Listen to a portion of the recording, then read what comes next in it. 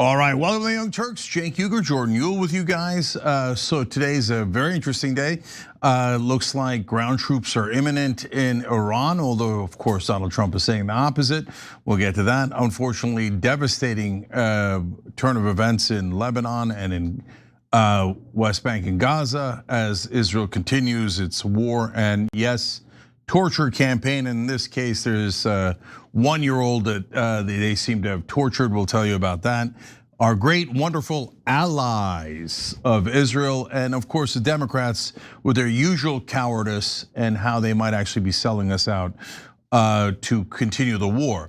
So before we get to all that, I want to just remind you guys, we do have Joe Kent on the show tonight at 7 o'clock Eastern. Joe Kent, former director of National Counterterrorism Center, who resigned over the Iran war, is going to be on the Young Turks in about an hour. So that is going to be an in-depth interview you do not want to miss. And then at the very end of all the proceedings, I'm going to tell you about a new candidate that I think you guys will love, someone you know that has joined the rebellion. So lots to get to today. Jordan, what do we start with? Take a look at this. They want to make a deal. The reason they want to make a deal is they have been just beat to. Yeah, that's not remotely true. The Iranians are not even in the negotiations. He's shadow boxing with himself, mumbling in a crowd, oh, they want a deal, they don't want a deal, they want a deal. There's no one else in the room. We're gonna tell you the facts about it in a minute, and then we're gonna tell you the latest that he said just before we went live on the show. And then we're gonna tell you what's actually going to happen, which is the opposite of what he said. So, Jordan, take it away. While the Pentagon prepares to put American troops on Iranian soil, President Donald Trump is claiming that Iran is desperate to negotiate with the US. The Iranian negotiators are very different and, quote, strange. They are begging us to make a deal, which they should be doing since they have been militarily obliterated with zero chance of a comeback. And yet they publicly state that they are only looking at our proposal. Wrong. They better get serious soon before it is too late. Because once that happens, there is no turning back and it won't be pretty. President DJT. And here's more from that Trump cabinet meeting. The Iranian regime is now admitting to itself that they have been decisively defeated. They're saying to people, this is a disaster. They know it. That's why they're talking to us. They wouldn't talk otherwise. But they're talking to us because they've got a disaster in their hands. They are begging to make a deal, not me. They're begging to make a deal. And anybody that saw what was happening over there would understand why they want to make a deal. But they say, oh, we're not talking to them. Anybody would know that. And only a total fool. And they're not fools. They're very smart, actually, in a certain way. And they're great negotiators. I say they're lousy fighters, but they're great negotiators. And they are begging to work out a deal. I don't know if we'll be able to do that. I don't know if we're willing to do that. I'm the opposite of desperate. I don't care. I want to know. In fact, we have other targets we want to hit before we leave. Trump also admitted that he believed oil prices would spike higher and the stock market would plunge lower. He also claimed that taking control of Iran's oil is an option. According to the Wall Street Journal, Trump is the one who is looking for a way out. President Trump has told associates in recent days that he wants to avoid a protracted war in Iran and that he hopes to bring the conflict to an end in the coming weeks. White House officials planned a mid-May summit with Chinese leader Xi Jinping in Beijing with the expectation that the war would be concluded before the meeting begins, some of the people said. Trump's inner circle is reportedly split. Some want to get the war wrapped up. Others are hoping for more destruction. People close to the president cautioned that it is often difficult to predict what decisions Trump might make about the war, noting that as the conflict has unfolded, he has vacillated behind the scenes between embracing diplomacy and ramping up strikes. Some people close to Trump are urging him to go harder, saying regime change in Iran could be legacy defining. Now let's check in on Secretary of War Pete Hegseth. Here's a clip from yesterday's Christian prayer and worship service. Almighty God, who trains our hands for war and our fingers for battle, you who stirred the nations from the north against Babylon of old, making her land a desolation where none dwell.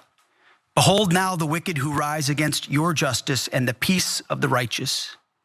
Snap the rod of the oppressor, frustrate the wicked plans, and break the teeth of the ungodly.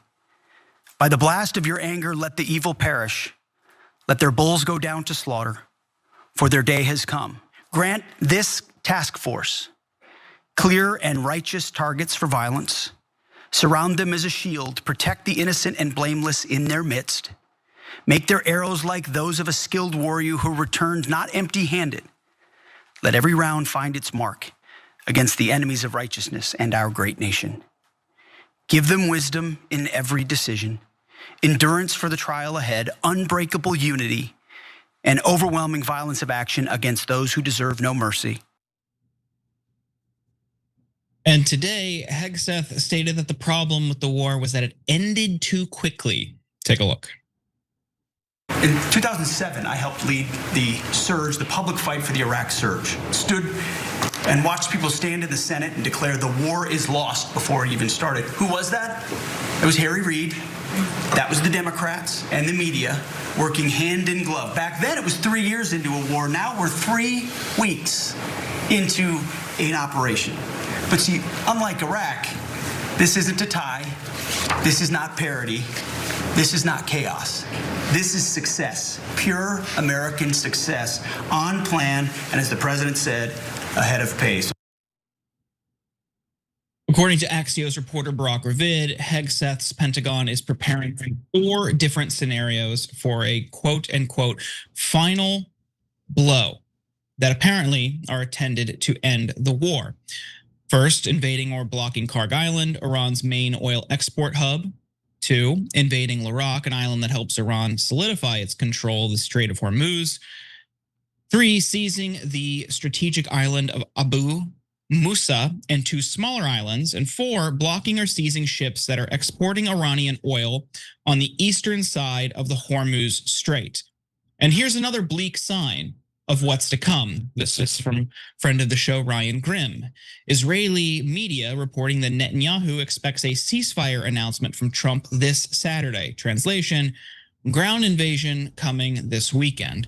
However, Ken Klippenstein, enemy of the show, is reporting that a ground invasion is not imminent and not even inevitable. Military sources tell me that for weeks, the Pentagon has exaggerated the readiness and potency of the Marines, setting in motion a media frenzy that is part stupidity, part disinformation to spook Tehran, and part manipulation to please Donald Trump. On March 13th, headlines blared that the 3-ship USS Tripoli Amphibious Ready Group carrying the 31st Marine Expeditionary Unit was ordered from Japan to the Middle East. In actuality, one of the 3 ships, the USS San Diego, never left Japan and is still there. And the other 2 ships, carrying just 1,500 fighters, are sitting at Diego Garcia, roughly 4,200 kilometers from Iran's coastline. And that 2nd Marine Expeditionary Unit, contrary to some reporting that said that the USS Foxtrot left Hawaii on March 19th, it departed San Diego. It will have to cover approximately 22,000 kilometers to reach the region and wouldn't be able to arrive until mid-April at the earliest. Now, Cenk, there is a lot here. What do you make of this? Yeah, so look, something just came out right before the show began that adds to the mystery here. I'd be surprised if Ken's sources weren't wrong or potentially lying to him on purpose, but maybe he's right. That's the only thing that gives me pause because Ken's a really great reporter. So now, for what came out before the show, Donald Trump saying that there's going to be a 10-day pause of bombing their energy plants. Okay, so that means either Ken is right or Ryan Grimm is right, right? Ken is right if there really is a pause, and that's because we're not even anywhere near ready to go, and that Trump has basically been bluffing all along about how the ground troops are almost there. Or Ryan Grimm is right if they say that they're doing a 10-day pause, that means they're bombing tomorrow. Okay, so where do I come out on that? I follow the history of what we have done in American foreign policy and Donald Trump's direct history and what he normally does. So based on that, and I don't know exactly where the troops are. I don't know if Ken's sources are right that they're just not in position to attack. But if they're in anywhere near in position to attack, everybody's assuming it'll be on Saturday, despite Donald Trump saying, "Oh, we're not going to do it at all, and we're waiting for a 10-day pause." And remember, every right winger, every Republican has said from day one to right now, there's not going to be any ground troops. Don't be ridiculous. Donald Trump is all for easy wars. We get easy wins, baby. We murder them and then we take everything and everything is easy, right? So if he puts in ground troops, that is a massive, massive violation of what they said. And we'll see. I mean, that's the very, very last straw. And I'm positive that a lot of his voters who've already abandoned him will continue to abandon him at a great pace. The independents, some portion of MAGA. There'll be a bigger chunk out of MAGA once he puts in the ground troops. And I'm sure that there'll be a significant percentage of MAGAs like, we wanted ground troops. That's why we wanted to defeat Kamala Harris, the Democrats, because we're more pro-war than Dick Cheney, right? So that'll happen. I got you. But my sense of it is that they're not going to attack on Saturday, that Donald Trump says the 10-day pause thing because they're attacking tomorrow. Now, normally they don't attack when the markets are open, like a major offensive, either invading in the first place, bombing in the first place, or the ground troops, right? But since everybody's used to that, Donald Trump might think, I'm so clever. I tell him a 10-day pause, that we're negotiating with a ghost, and then we trick the ghost, and then we go in tomorrow. No one expected it. Well, I kind of expect it. So let's see how it turns out.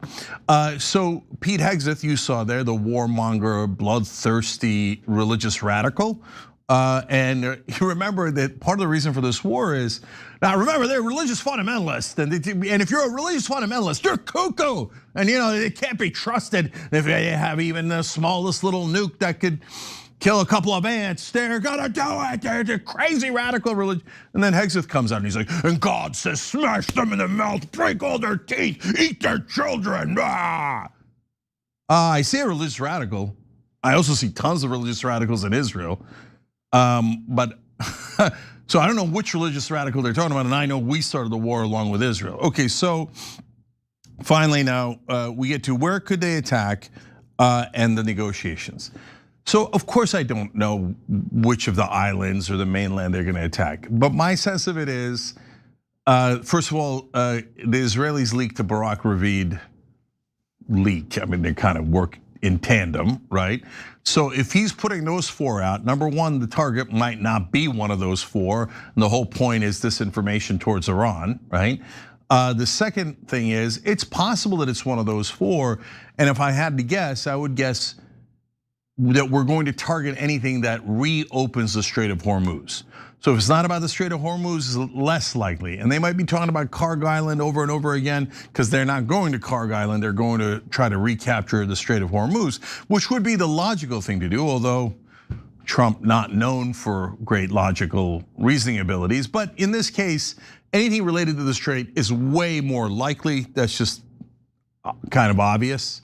All right, and then finally, are we actually negotiating with the Iranians? So the reason that Donald Trump said, they're just saying that they're looking at our proposal wrong, because that's exactly what they're doing.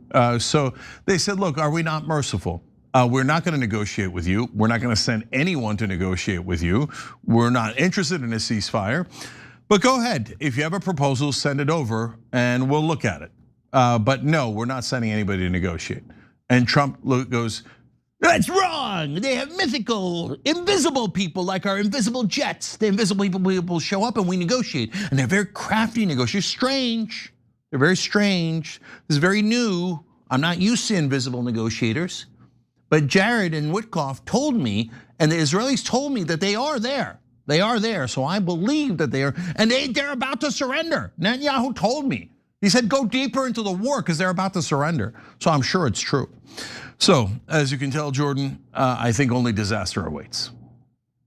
Yeah. I mean, we're seeing reports out of the Middle East that Iran is assembling and deploying nearly 1 million troops in preparation for a ground invasion. I mean, that is going to be, if the US were to continue, a bloodbath for both sides. That's not going to end well for anybody.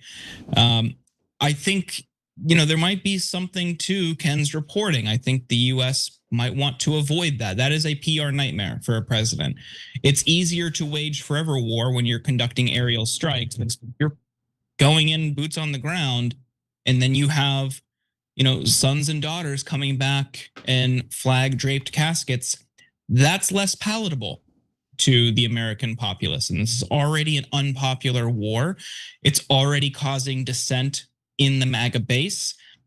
I don't know. I think there might be something to his reporting. But then on the other side, I want to get your thoughts on some of these other things. There's a video from the White House and also maybe a Freudian slip from Trump. So take a look at this and let's get your thoughts. They were planning to have a nuclear weapon. If we didn't hit them at that time with the B-2 bombers and one of the great air raids in history, maybe the greatest.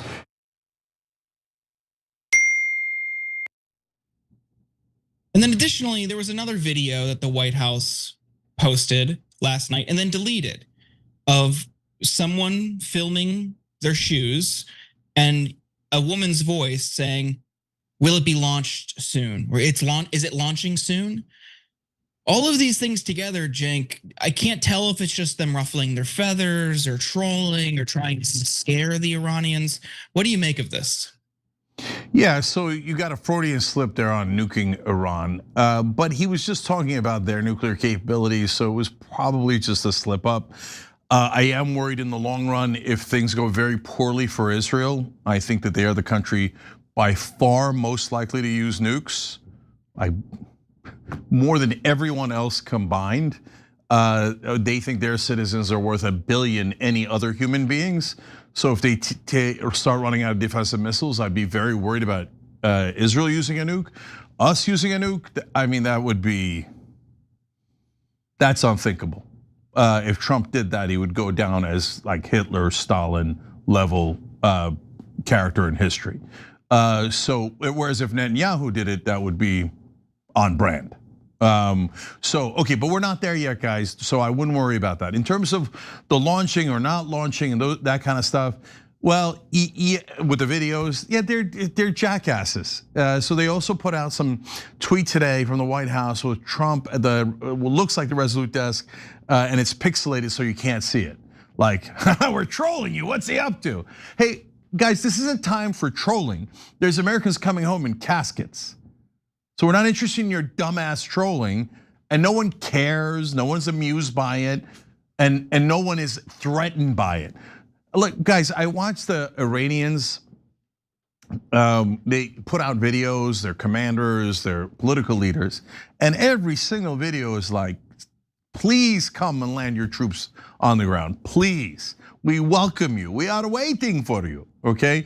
Constantly talking about Donald Trump. The battle is not won with tweets, it is won on the battlefield.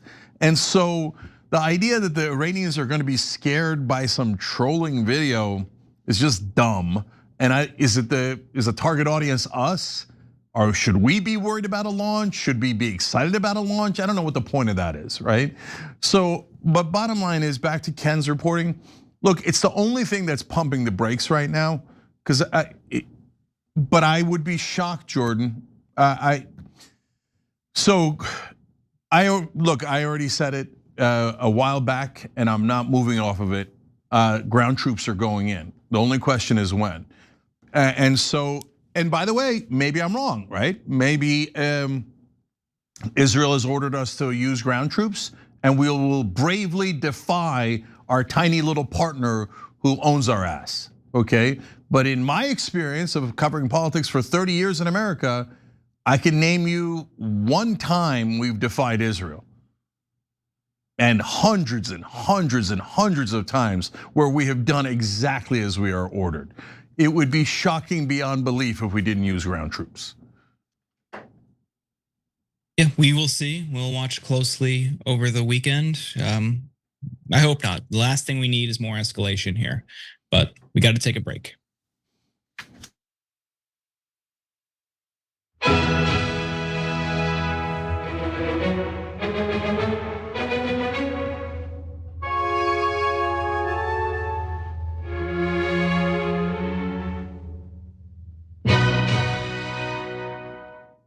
All right, let's go to our members on TYT.com. AKA Delaware Dragon says, it'll be on Saturday in an effort to distract media attention from covering what will be the epic No Kings protests across the USA. Or the No Kings protests could get super amped up if they do the strikes in the morning, etc. So maybe they do them tomorrow, or maybe they do them in 10 days, or maybe they don't do them, but I don't believe that. So the Iranians, guys, the reason why I don't believe it at all is because the Iranians are immovable. If the Iranians are immovable and the Israelis are immovable, what are we gonna do? Do a peace deal without either side? So, okay. SM says that's why Iran's not stopping, exactly because of this. They know that Trump has lords he listens to and the lords want war. That is right. Virginia, South Carolina says everything he says is projection, it's so obvious. That's right as well, when he's like, and remember he said, you know, if they were winning, they wouldn't be trying desperate to do negotiations. Yeah, thank you for proving their point, because they're not at all desperate to do negotiations. In fact, they refuse to do negotiations. So that shows you that they think that they're winning. Nerd Ferguson says, happy opening day to all those who celebrate. Time to take a break from the games and see what stupidity our government has gotten into today. Yes, opening day for baseball. No Math Dragon says Bezos bucks on Thursday. Oh yeah, Thursday. So that's, if you already have Amazon Prime, it's free for you, but we get the money if you're a subscriber on Twitch. Twitch.com/prime, I'm sorry, TYT.com/prime gets you there. Bradshaw Crew 1 says, I once asked Kenny Clips if Cenk was his dad, and he replied, kind of. So you never know. Okay, we'll be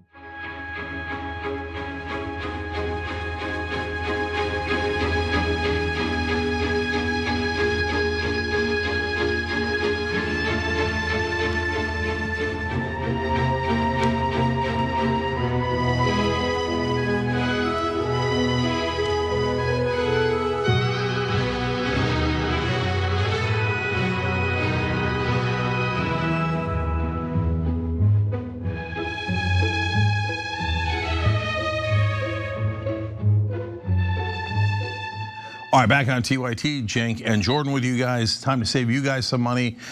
So switch to Noble Mobile. Nothing on your phone changes, you know that. Somebody wrote in the other day saying, oh my God, I've saved $120 already since I switched early. And then they became members again because they now had an extra budget because of how much we've saved them. And I love to hear that. TYT.com/switch. I pay in the 30s because they give you money back if you don't use your data, and we're all on Wi-Fi and we don't use it. Plus, go touch some grass, make Andrew Yang happy. And they're gonna give you $40 off if you go now on the first month.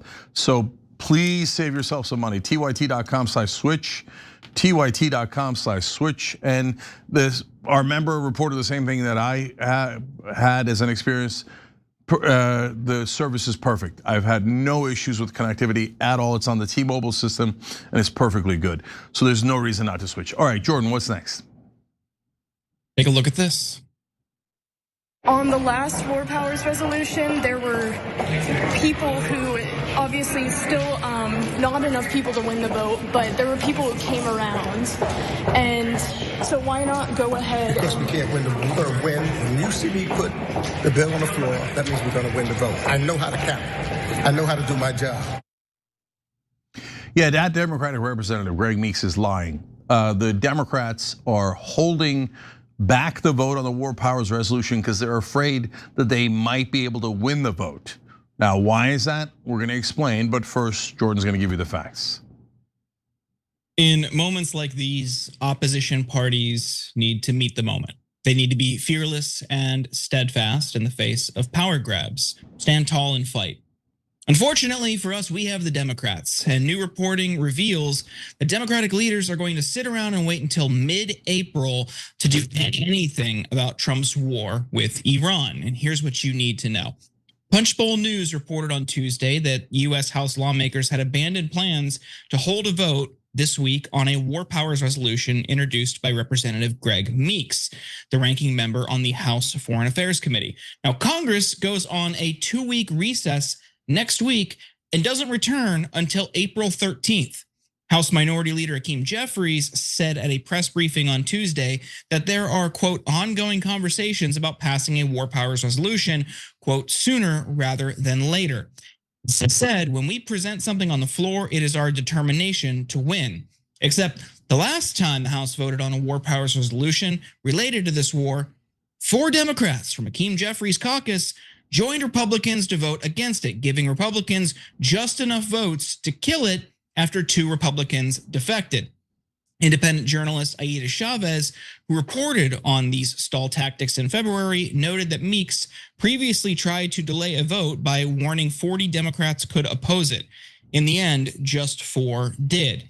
Now, Meeks is saying that he may not hold the vote because 1 member could vote no. If Democrats are unified, this Iran war powers resolution could actually pass. That makes Democratic leadership's refusal to force a vote ASAP even more indefensible.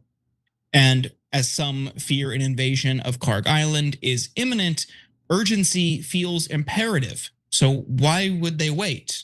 Well, Ryan Grimm, co-founder of Drop Site News, went further, accusing Meeks of backing off the resolution precisely because it now may have the votes to pass. He contended that Democrats secretly want this war to continue because it hurts Trump. Cenk, your thoughts? Yeah, so why do I tell you that Meeks is lying and they actually don't want to vote on this because they're afraid they might win?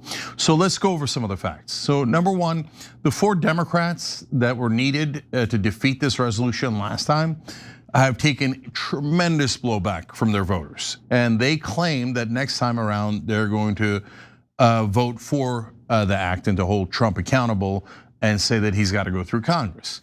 Nancy Mace has already said she's going to vote against the war. You know Massey's going to vote against the war. So if the Democrats were being honest, then at this point, there's no question that they would win that vote.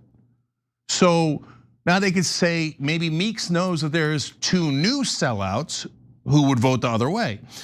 My theory is there's a couple of 100 guys who would vote for this war because Israel has ordered them to. And so, but they don't want to because they're still lying to their voters. Oh my God, we are so against Donald Trump. We are so against war. Oh golly gee, we are going to hold them accountable. My ass you are, you could win the vote today. If every Democrat held, it is actually a guarantee that they would win the vote today. So what they're saying is, we're definitely lying in one direction or another. Either if we held the vote now, there's a bunch of liar Democrats who would actually vote in favor of the war, and so that's why we can't hold it now. Or we're lying right now, we have enough votes, we just don't want to vote because we don't want to prevent the war. And people are scratching their heads like, oh God, why are the Democrats doing this? Are they really weak? Are they really bad at strategy? I mean, nobody could be this bad at strategy because of point number 2. Even if there's something funky going on with the vote, but again, the Democrats have to be lying in one direction or another. There's no question about that. It's just math, right?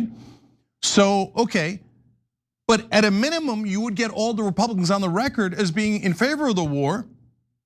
Then the ground troops go in and it's a disaster, and it would be even worse for the Republicans. So getting them on the record is critical, even if they vote for the war. And that would certainly help the Democrats. So there's absolutely no logical reason to not do this vote now.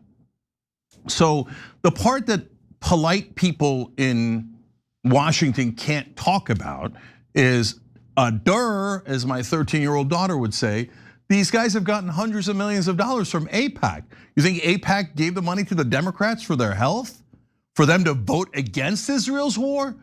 And a lot of people in Washington, like both idiots and good-natured people who just don't realize the depth of corruption, and also the corrupt who are part of the propaganda to maintain the system. So it's a variety of people in that mix. Genuinely think like, yeah, but come on, Cenk, are the Democrats really like the Republicans? Are they really gonna serve their donors secretly? Oh, come on, please, people, please, not at this late date. Of course they are, of course they are. Why do you think they got all that money? You think AIPAC's like, oh, you know what? Even though we gave you hundreds of millions of dollars, go ahead, vote against us. There's no chance of that. They're applying like thumb screws to the Democrats as we say, you better not vote no, okay? You better pretend that you're against the war, but be favor of the war. And Meeks and Schumer and Hakeem Jeffries are like, yes, AIPAC, sir. Of course, AIPAC, sir. How else can we help you, sir? We would love for Americans to go into this war while we pretend to be against it. They sicken me, they disgust me. And if you don't realize they're deeply corrupt, you really don't know anything about American politics. Okay, so that's a strong opinion. Jordan, what do you think? I have questioned Meeks. There's some anti-war groups who thought he would be good on this committee. Yeah. From what I have seen for years, I mean, I don't know. I don't know the reasoning. It was always confusing to me. Talking to org leaders, talking to people in that space, it was a mixed bag, but some thought he could be good. We're seeing now he is not. You have the votes now. Him telling a reporter from DropSite to go talk to Republicans. They already did. They got a new one. You got Massey and you got there was one other name I can't remember, and then Mace. There you go. You got an additional vote than you did last time. You might even have more because this is so unpalatable. People can see where the wind is blowing. You're getting flips across the board. You got 30 seat flips. This is deeply unpopular. You might get another one. So what are you doing? There's no excuse to wait. And this idea that they want it to continue because it's bad for Trump. Things are already bad for Trump. Things are already hurting Trump. The lasting impact of a rise in oil prices will be felt into the fall as of right now. What you're doing is hurting the American people. And what you're doing is killing people in the Middle East, which doesn't matter which party you're in. People in American politics just don't seem to care about that because they've reduced them to a subhuman level in their mind. It's disgusting. Using human beings, no matter where they're from, as pawns in some disgusting political game is downright, it's horrific. Yeah, there's no way in the world that Gottheimer and Moskowitz are gonna vote against the war and have it stop. 0% chance. They love Israel's war. They love it, love it, love it. And they're not gonna end this war. They're such giant liars. Okay, two more pieces of information, then we'll wrap up. Number one, if it's true that their stated strategy for the Democrats is, oh, we want the war to go on because it's hurting Trump. First of all, that's a terrible, terrible thing to say. Because it's gonna get people killed. It shows how duplicitous you are and how craven you are. And that's an outrageous thing to say, even if it were true. But it's not true. Why? Because if you vote and all the Republicans then join Donald Trump, it will hurt all of them. So even if you were doing a craven political strategy, it still makes sense to vote now. The only way that it doesn't make sense to vote now is if you want the war to keep going because your donors asked you to. Hold on, one last one.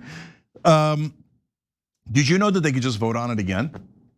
So they could vote on it now, and if it fails, they can come back and vote on it 2 weeks, 3 weeks from now. There's no excuses at all. And so look, I know there are really good people who believe in these guys and who've been trained your whole lives to believe in these guys as if they're the good guys, okay? Gregory Meeks has taken $2.2 million from the Israeli lobby. Hakeem Jeffries has taken $5.5 million, and Chuck Schumer's taken $6.5 million. You think they gave all that money for them to stop Israel's war?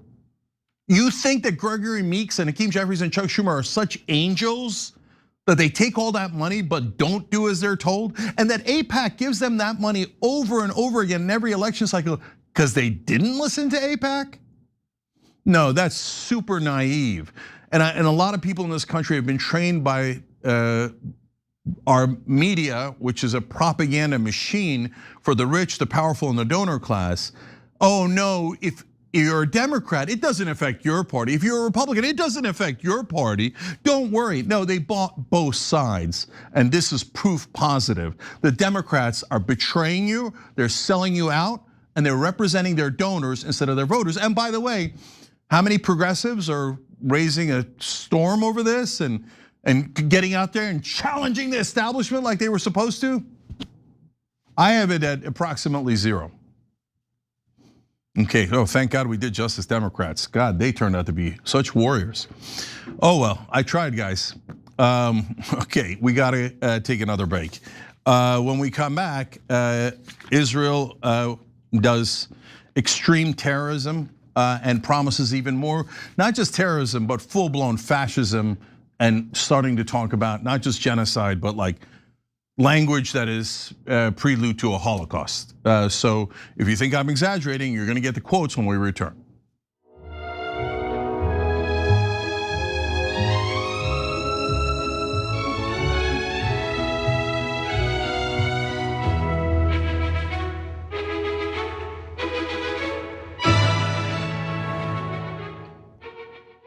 Guys, tomorrow we're doing a No More War town hall. So right after the main show at 8 o'clock Eastern, people who signed unitedagainstwar.com pledge are gonna join a Zoom call, and we're gonna do updates on how we're trying to stop the war.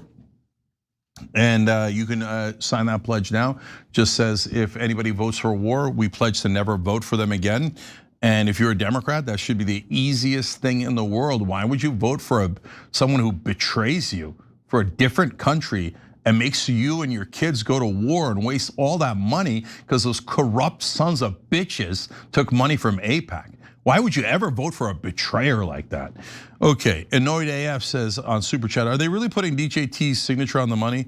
Brother, man, they'll do anything for Trump, but I think that's normal. 00083, and maybe I'm wrong. Anyways, the Democrats are a bunch of duplicitous Benedict Arnolds. Of course they are. That's the whole point of the current modern Democratic Party. It drives me crazy. Chess Viking 90 says, Nate Cornacchia, YouTube Valhalla VFT is an independent. I asked him if he would be willing to connect with TYT, and he said yes, this would help unite independents if you guys collaborate to unite all. Okay, love it. We'll look into it. Nate Cornacchia. Okay, we'll look into it. I love uniting people against war. Some on the left don't.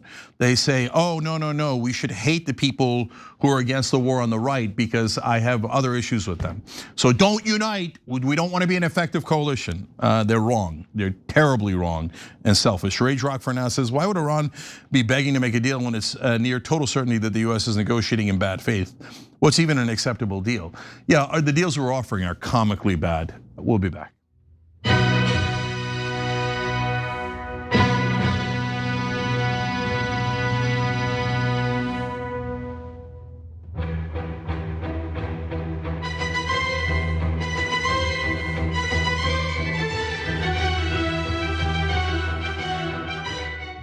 All right, back on TYT, Cenk and Jordan with you guys. I don't know this fact, so I'm gonna look it up for you guys, but one of our members on YouTube just sent a message saying 25% of Congress has an Israeli passport. That's nuts. I'm gonna look that up. Don't quote anybody on it yet. But the reason I just read it is because I'm stunned by that if that's true. Like even I'm stunned by that. So we'll look it up though and get you the facts in a second. All right, Jordan, what's the next story? The IDF stands accused of torturing a 1-year-old child with nails and cigarette burns. The Israeli military is denying the allegations. We'll get into more, but first, Cenk, your 2 cents. Yeah, you're gonna see here, guys, the depravity of the Israeli terrorists. And by that, I mean the IDF and their entire government. So you're gonna see babies being tortured. And you're gonna see Israeli ministers saying how they have to murder everyone that opposes them. Full-blown fascism combined with terrorism. That's the current state of Israel, and the one we are giving tens of billions of dollars to nonstop. The one we are helping to start wars and commit genocide. It is an outrage beyond belief, and you're gonna see the facts related to it now. Near a refugee camp in central Gaza, a Palestinian man was spotted approaching the IDF while carrying an unidentified object. After ignoring calls to stop, the IDF opened fire on the man, ultimately wounding and detaining him. The unidentified object in question was the man's 18-month-old son. According to the IDF, the man admitted to being a member of Hamas, a partial participant in October 7th, and was attempting to use his son as a human shield. The family disputed the claims, saying the man has known mental health issues, supported by witnesses who described him as disoriented. The father remains in custody, but most shockingly, the IDF held the toddler for over 10 hours before handing him to the Red Cross. Worse yet, the condition of the baby was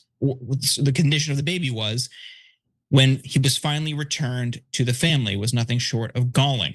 According to Haaretz, Israeli human rights group Moked, Center for the Defense of the Individual, which contacted the family, said that according to the toddler's mother, around 8:30 p.m. that day, the family received a call from the Red Cross and was asked to come to the Magazi market to receive the child.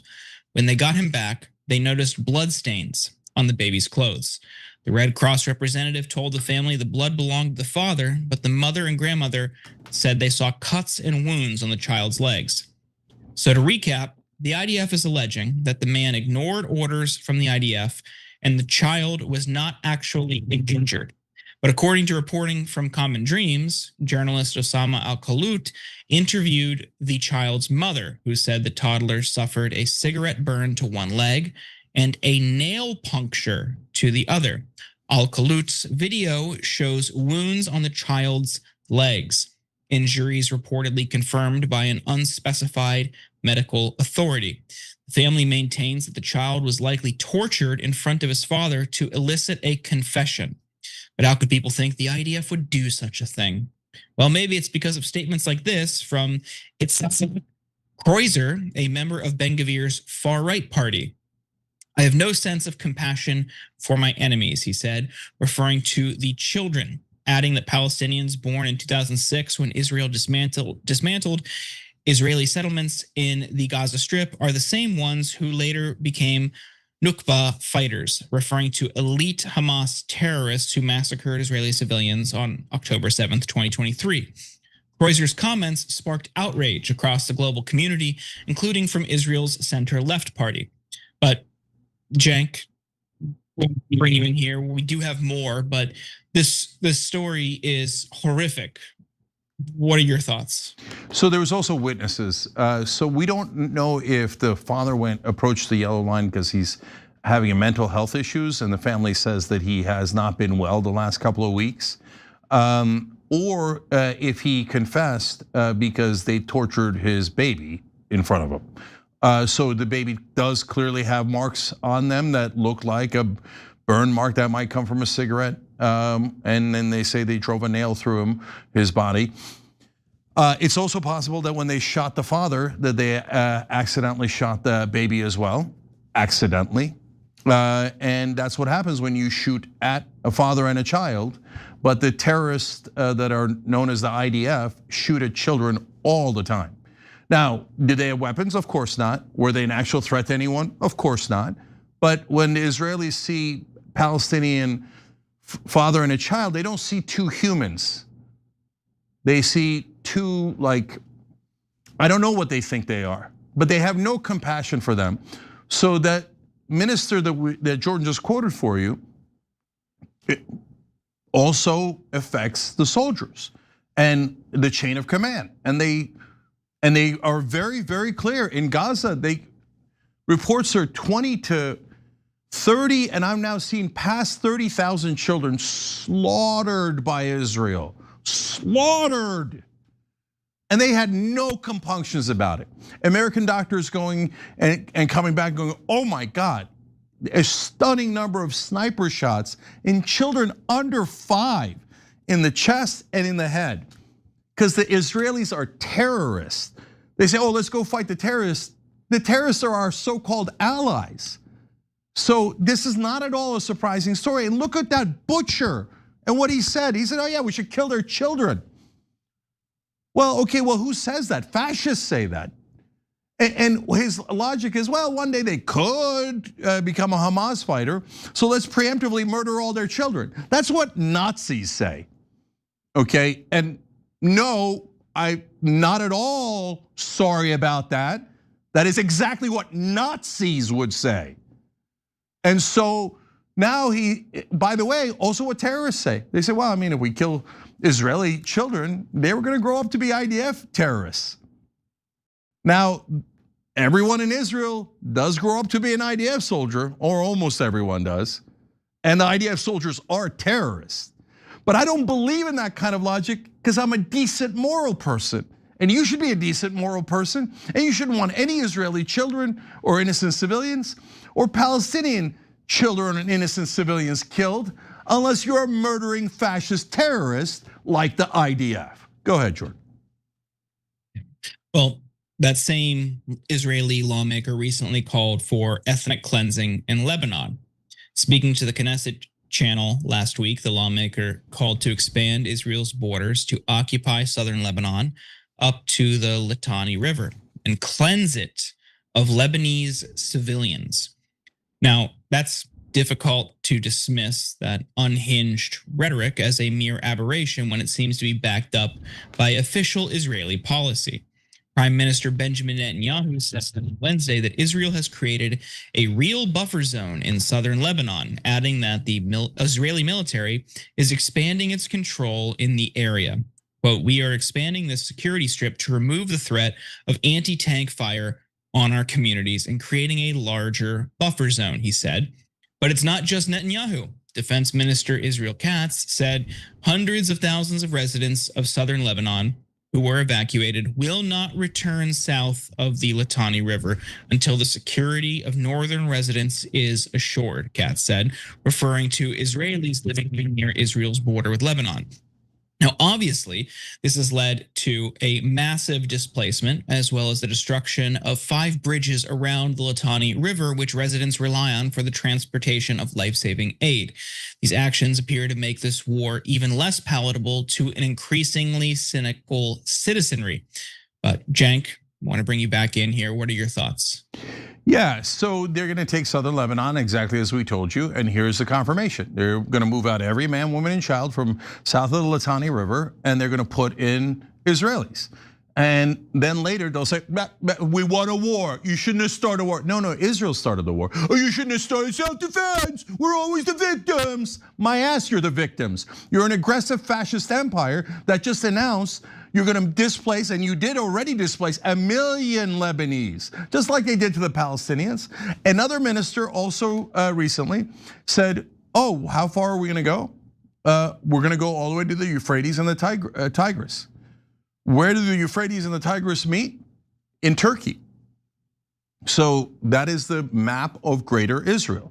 So their plan is to take all of the Middle East for their empire, all the way through to a NATO ally in Turkey, because fascists never stop until you make them stop. This has nothing to do with nationality or religion. Fascism goes around the globe. It is a power dynamic.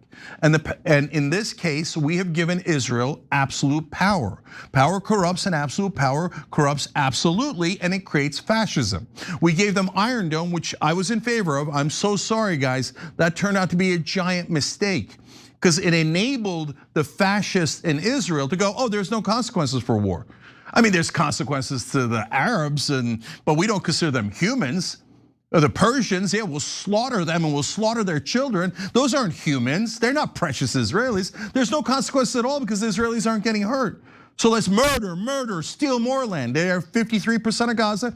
I challenge any mainstream media anchor, I challenge any cable news anchor, anyone in mainstream media at all.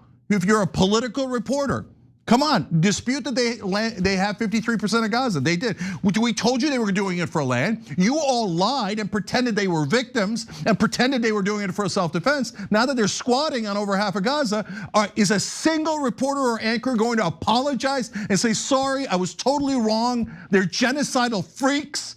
And Cenk and everyone who was a critic was absolutely right. It was about land theft. And they have done land theft in 1948, in 1967. They constantly attack their neighbors. Then they have liars in American media go, oh, they're the victims. In 1967, they destroyed all the militaries of their neighbors in a surprise attack like Pearl Harbor. and then pretended, well, they might have attacked us at some point. Exactly what they just did with Iran, and you saw with your own eyes. Iran might have nukes a couple of decades from now. They might attack us. And then they went in and they made us go in, and our guys are dying. And we're gonna have to spend a couple more $1 trillion to back up these fascists. And you're gonna have to work a second job to send more money to Israel. And if you complain about them stealing your money to murder these kids, they're gonna say, you're an anti-Semite. We're gonna destroy you. We're gonna ruin your life if you don't bow to Israel. So I hate giving money to fascists. I hate giving money to terrorists. I hate that they take it out of my check.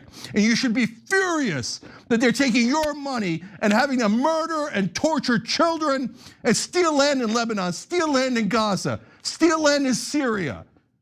This has nothing to do with self-defense. We are feeding and enabling a massive fascist empire in the Middle East. We're not fighting the terrorists, we're helping the terrorists. Israel is the terrorists. I hope that's clear, Jordan.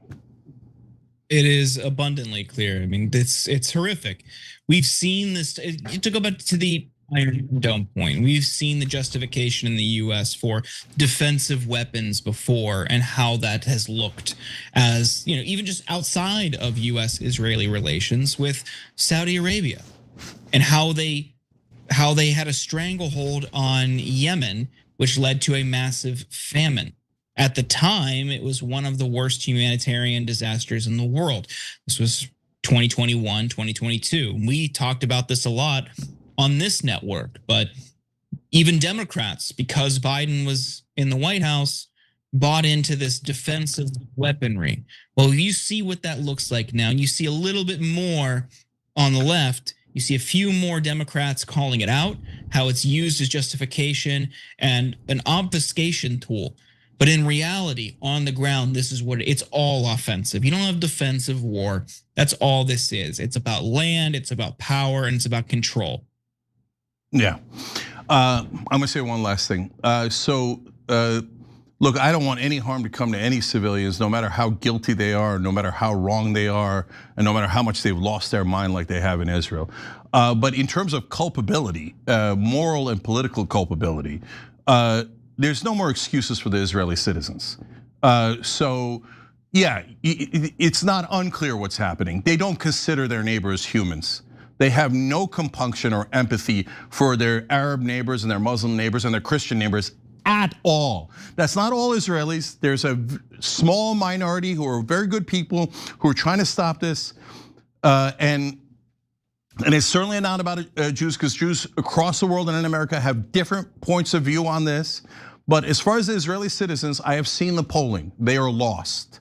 And so for all Americans here, including my Jewish brothers and sisters, it is not what you think it is. You have these fantasies in your head of like a kibbutz and oh my God, the dirty, angry Arabs are gonna kill us all.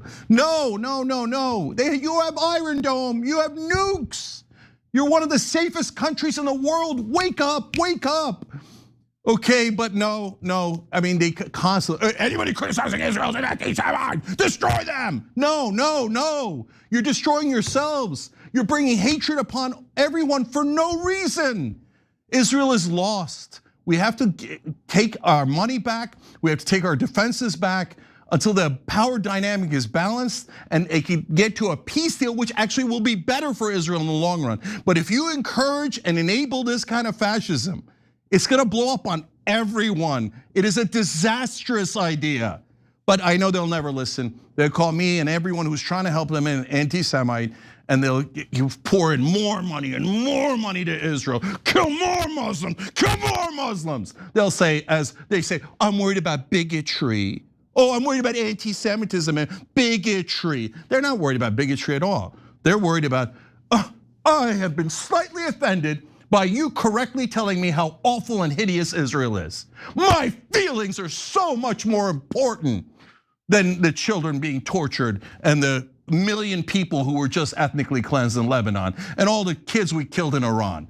No, your feelings are not more important. They are way less important. And it is self-indulgent and incredibly entitled to say you shouldn't criticize the fascists because my feelings are hurt, and my feelings are more important than that 1-year-old or the 30,000 children we murdered in Gaza, or Israel murdered in Gaza.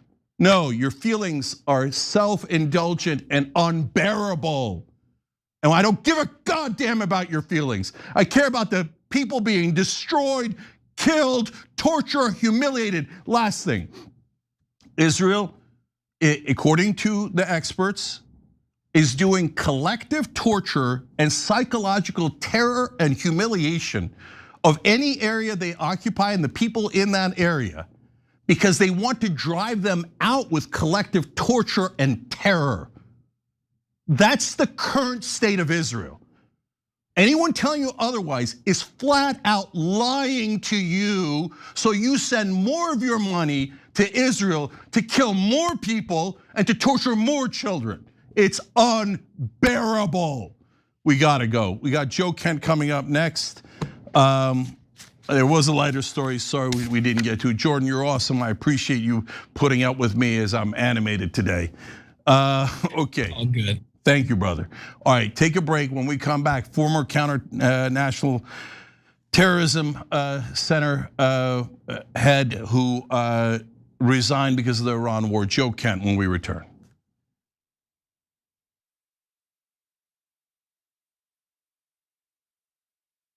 Are you still talking about Jeffrey Epstein? Rich and powerful men abusing, assaulting, and abandoning young women. These rich and powerful men donate to the politicians in Washington, D.C., play golf with the elites in Washington, D.C. They are foreign leaders who we don't want to offend. They interact with our intelligence agencies that we don't want to disobey. There is something rotten in Washington. And are people still talking about this guy, this creep? All those congressmen you just saw there are on the record as protecting the child rapists who were clients of Epstein. They have not prosecuted a single person outside of Epstein and Maxwell. Yep. Not one. Is Trump engaging in this cover-up because he's in the Epstein files? I don't understand why the Jeffrey Epstein case would be of interest to anybody.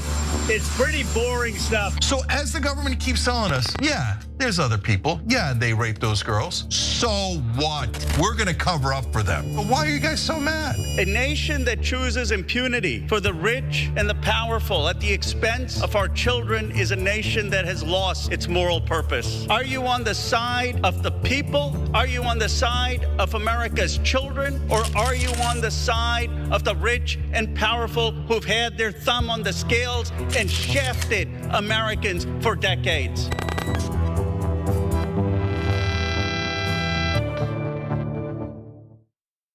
The rest of the news media says you should not fight for positive change. If you do, you're not really a reporter or a journalist, because reporters and journalists don't care what happens.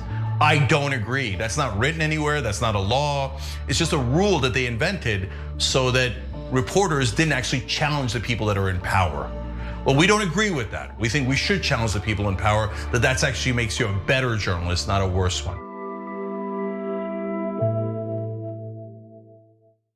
In a media landscape poisoned by corporate influence, only one show stands apart from the rest, The Young Turks. As the longest running daily news show on the internet, The Young Turks is an impactful voice of unfiltered truth, one you can trust to deliver the daily news with authenticity and honesty. For nearly 2 decades, TYT has been breaking the mold of media. We're not here to echo the powerful or the elite, we're here to challenge them. Our mission is to give you accurate news, fight the establishment, and cover stories that mainstream media keeps you in the dark about, which matter to your everyday life. We've remained a leader in online news because of our established credibility with an engaged audience looking for alternative media that represents the real concerns of everyday Americans. Listen to The Young Turks, a news show that only answers to you on Spotify, Apple Podcasts, or wherever you get your podcasts.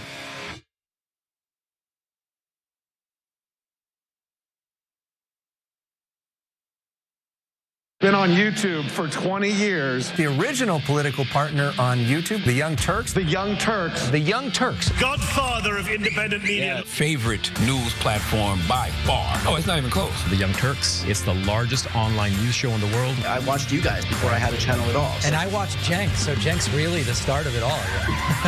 Big shout out to Cenk from Young Turks. Cenk Uygur, founder of TYT, a man who probably needs no introduction. Cenk, so great to talk to you. Great to talk to you, David. Fan you worked for a long time, man. Anna Kasparian is one of the most followed and influential progressive women online. I love Anna. Your presence has been essential for me to really grow. Do all of you know the Young Turks? This is why what Young Turks are doing is so important. I've watched you for many years. You are insightful. I thank you for that. I was going to introduce myself, but it sounds like you guys might know us.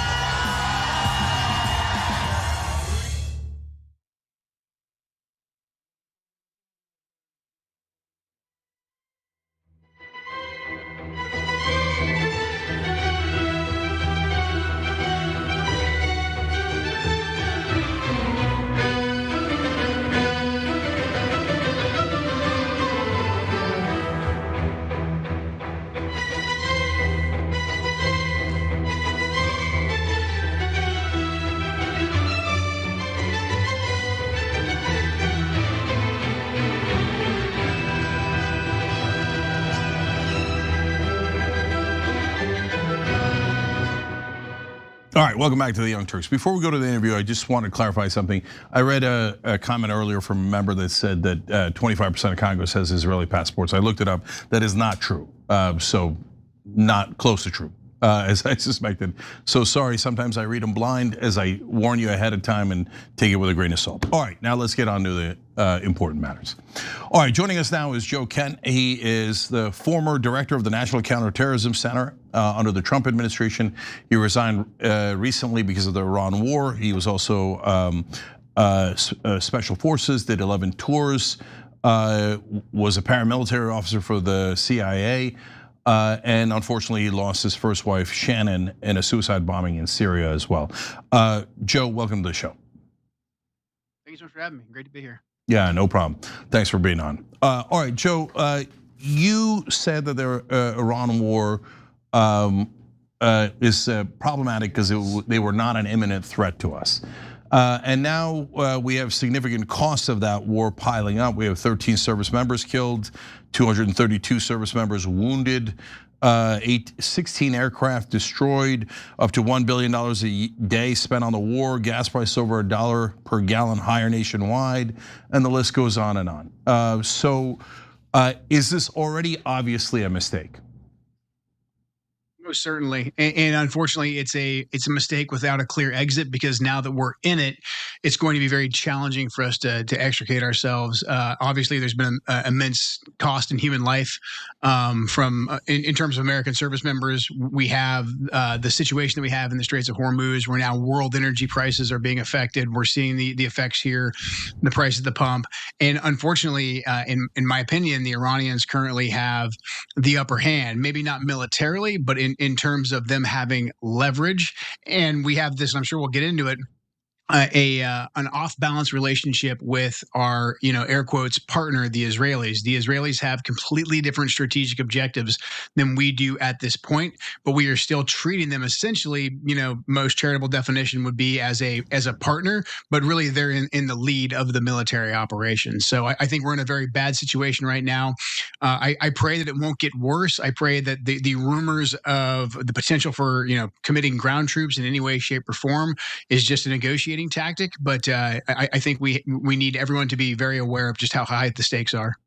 So Joe, look, people say I go too far when I say this war is 100% because of Israel, but I really can't find an American objective. So you've said already that they were not an imminent threat. Obviously they weren't. Even if they had enriched uranium, it wasn't enriched enough. Even if it was enriched enough, they had no weapons to deliver it here. So that's clear. Their ballistic missiles can't reach us. Their proxy groups are an issue for Israel, but it's not like Hezbollah was attacking Santa Fe. So I literally can't find an American interest. So is this 100% Israel's war? Yes. I mean, look, the Iranians, we've had our issues with them in the past. And I think President Trump in his first term, he addressed them appropriately. When Iranian proxies killed Americans, President Trump responded rapidly. He killed Qasem Soleimani. He killed Abu Mahdi Mohandas. But then he stopped and he didn't take the bait of getting us sucked into a regime change war, because at a very basic level, President Trump has always understood that getting us sucked into the Middle East is just a recipe for disaster. From there, he used diplomacy. He used economic tools to prevent us from sliding into a war, but also to give us a strategic effect that we needed to kind of keep the Iranians at bay, to get them to the negotiating table. When Trump first came in January of 2025, the Iranians stopped their proxies from continuing to attack us. Under the Biden administration, they attacked us, 100 to 200 times since October 7th. The Iranians understood that President Trump, wasn't someone really that was going to take the same level of attacks as the Biden administration, but also they understood that President Trump did want to get a deal. And now this posed a strategic threat to what the Israelis wanted, and the Israelis wanted regime change in Iran. And basically the series of events that we've seen since then have played right into the Israelis' hands. And look, it's not just, you and I saying that this is Israel's war or we lack a strategic objective. All we continue to hear from the administration, unfortunately, is basically a list of tactical targets that we want to bomb, and lists of things to bomb. That's not actually a strategic objective. And so now we're trying to negotiate, whereas the Israelis continue to aggressively pursue their objectives, which is regime change. And so again, we're at an impasse with our partner, and our partner is saying, we want the war to continue. They're continuing to attempt to kill negotiators. We saw reports today that there may have been an Israeli plot to kill Abbas Araghchi. We heard President Trump himself say a few days ago that he can't tell us who he's negotiating with. He's afraid that they'll be killed. And it's pretty obvious who they'd be killed by. So look, at the end of the day, we just have to be honest with ourselves and say that in this war, only the Israelis stand to gain while we pay for it and while we bleed for it, and while it's going to have massive strategic and economic ramifications on American foreign policy, and then all the way back here to the U.S. and to include our allies in the Gulf and in Europe. So Donald Trump, when talking to allies, said, they asked him, when's the war going to be over? What's our objectives? And he said, I'll know it in my bones. So I guess we're all waiting for Donald Trump's bones to tell us when the war is over, but that doesn't seem like a military objective.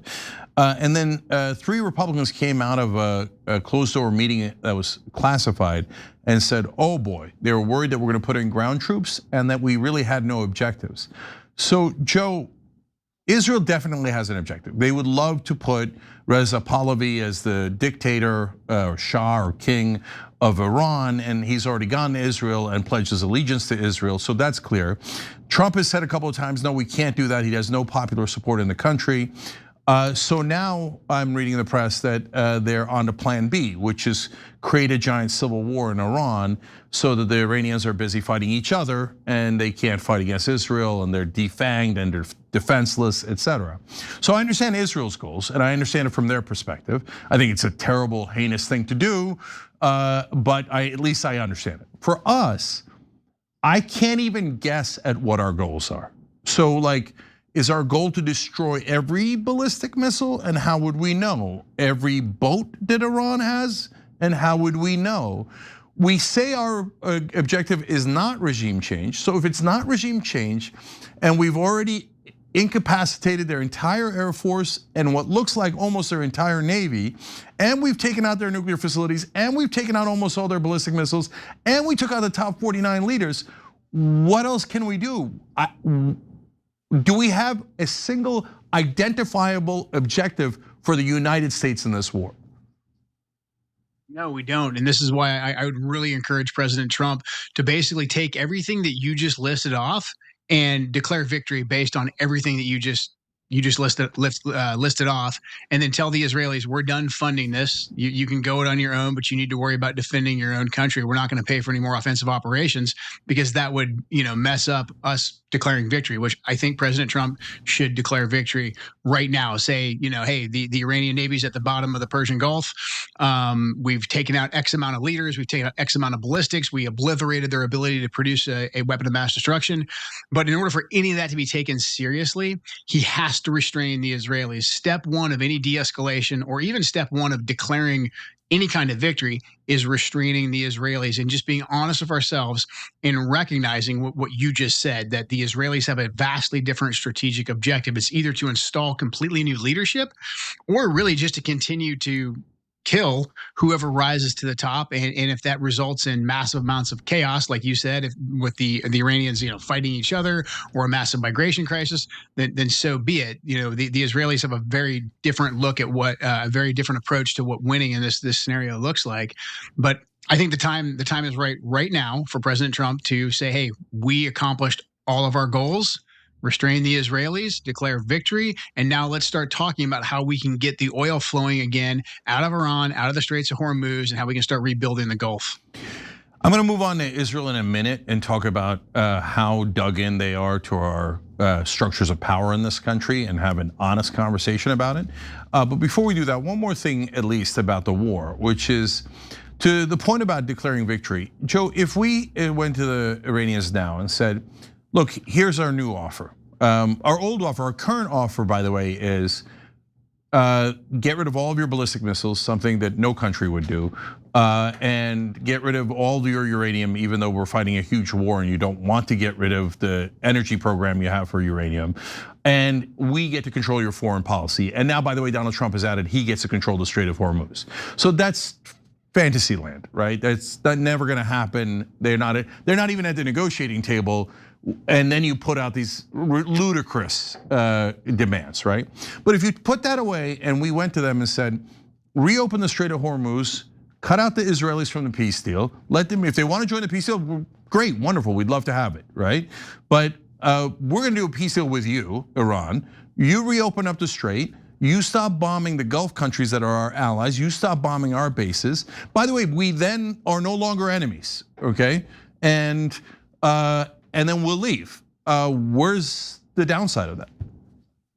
Yeah, I would even throw in sanctions relief and helping them reintroduce a lot of their oil to the world market, which would be an economic boom for Iran. Iran has said that they want, they want us to basically pay back all the damage that's been done. I don't think that's very realistic. I don't think we can, even if we wanted to. But what we can do is we can help them reintroduce their oil to the market. This is going to be, I think, a great offer for the Iranians. I think it's going to help bring down oil prices. It would incentivize the Iranians to open up the Straits of Hormuz. And then, like you said, we have a separate peace deal with them. I think a key part of the Iranians taking us seriously at this point is going to have to be us restraining the Israelis. And restraining the Israelis, I think, is politically going to be hard for us to do because we're going to talk about the Israeli influence. But in terms of military capabilities, if we basically say to the Israelis, we're not going to fund your offense anymore, well, we will defend you if you're attacked, but we're not going to fund, it's a deal breaker if you guys go back on the offense. And then we're going to have to seriously look at how much military aid we give you. We hold the leverage in that equation. We don't act like it, and I think we should, but that's going to be a key component, I think, to showing the Iranians that we're actually serious is restraining Israel. Yeah, and of course, the only downside to that is that people would, in America, especially in the media, would cry and cry and cry and say, oh my God, beloved Israel, we can't do this to them. They started a war, and so we have to fight it for them. I find that entirely unpersuasive. Israel's got nothing to do with me. I don't even think they're an ally. But I wanted to ask one more question about the war itself. Why not use Israeli ground troops? They're the ones who wanted this war. 82% of the population wanted it. Their government pushed for it for decade after decade. Why? And Americans have no objectives there, as we just described. Why do we have to use our ground troops? Israel is now using their ground troops to invade Lebanon and take more land for themselves. I hear about how the IDF is legendary all the time. I mean, I see them murdering helpless women and children mainly. But if they're so legendary, why are they going into Iran instead of us? I think it's just a simple math problem. I mean, Iran is massive and Israel is tiny. They don't have anywhere near enough ground forces to do anything other than maybe a strategic strike, a quick commando style raid in and out that they specialize in. But in terms of actually committing ground troops, like you, as you mentioned, they're pretty tied up right now in Lebanon, Gaza, et cetera. And I think even if they weren't tied up or with their neighbors, again, I just don't know if they would be able to actually muster a large enough force to hold anything substantial inside Iran. This is why Israel needs us on board for this war in particular, in order for them to take down the Iranian regime in terms of just even airlift, the ability to dominate the skies, to conduct a meaningful air campaign, what's taking place in the Persian Gulf, but then ground troops. That's all got to be us. That's why they've needed us for every single step of this. Yeah. Well, then maybe they shouldn't start wars. If they don't have the troops to fight them. If they say, oh no, we have to send American troops into a meat grinder for a war we'd like, I got an idea, don't start the war. Okay, so now that turns to why they have so much influence here. So Joe, our media tells us that Israel has almost no influence in Washington. That all of the money they spent, $100 million in just the last election cycle, the fact that they've given to 94% of Congress, they've given $337 million to Donald Trump, lifetime #1 donor to Joe Biden, Chuck Schumer, Hakeem Jeffries, Mike Johnson. But we're told all of that money is just for patty cakes. They actually have no influence at all. This barely has anything to do with this war. And if you say that Israel has influence in Washington, that's anti-Semitic. So put aside the ludicrous charges. In your experience, you're the head of national counterterrorism. Does Israel have significant influence in Washington? Significant, more than I ever would have imagined from reading anything or researching on my own. Maybe that's my own ignorance, but I didn't believe it until I saw it with my own eyes from the position that I was in.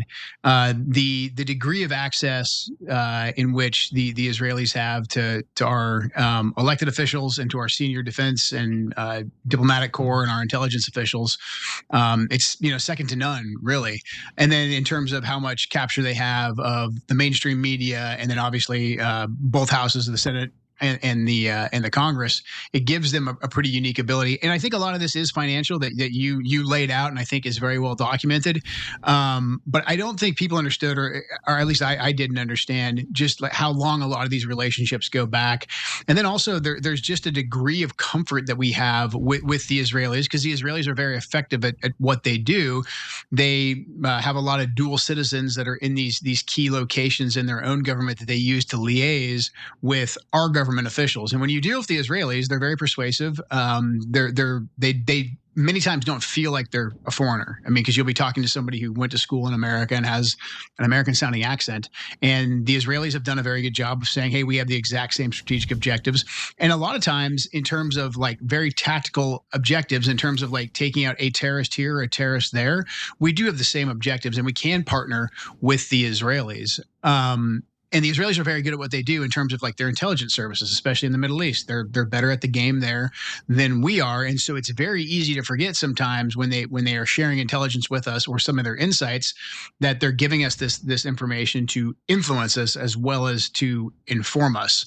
So this network of both, financial co-option from our elected officials, from the media, that tied in with the official engagement and just the skill of their ability to really insert information into our system unofficially, that gives them a good deal of leverage and a good deal of access, and it really helps them pursue their objectives. Yeah, two things that come out of that answer. So as I hear you describing how they speak and look just like us, and they melt in really well, and seem to be saying that we have the same objective. It reminded me of the Americans and the Cold War. The Americans is a TV show, of course, but during the Cold War, that was real. The Russians tried sending in people who looked like us and talked like us and didn't have an accent to infiltrate our government. Part of the reason that I bring that up, Joe, is because a lot of times people make this about religion when it has nothing to do with religion. And they make it sound like, oh my God, the idea that a foreign government will try to infiltrate and influence America is nuts. It's never happened. It's a wild conspiracy theory. But hasn't it happened many times? The Russians and many others have done this. So if Israel were to do it, would that be like some sort of outrageous thing that is unprecedented, or kind of fairly normal in intelligence?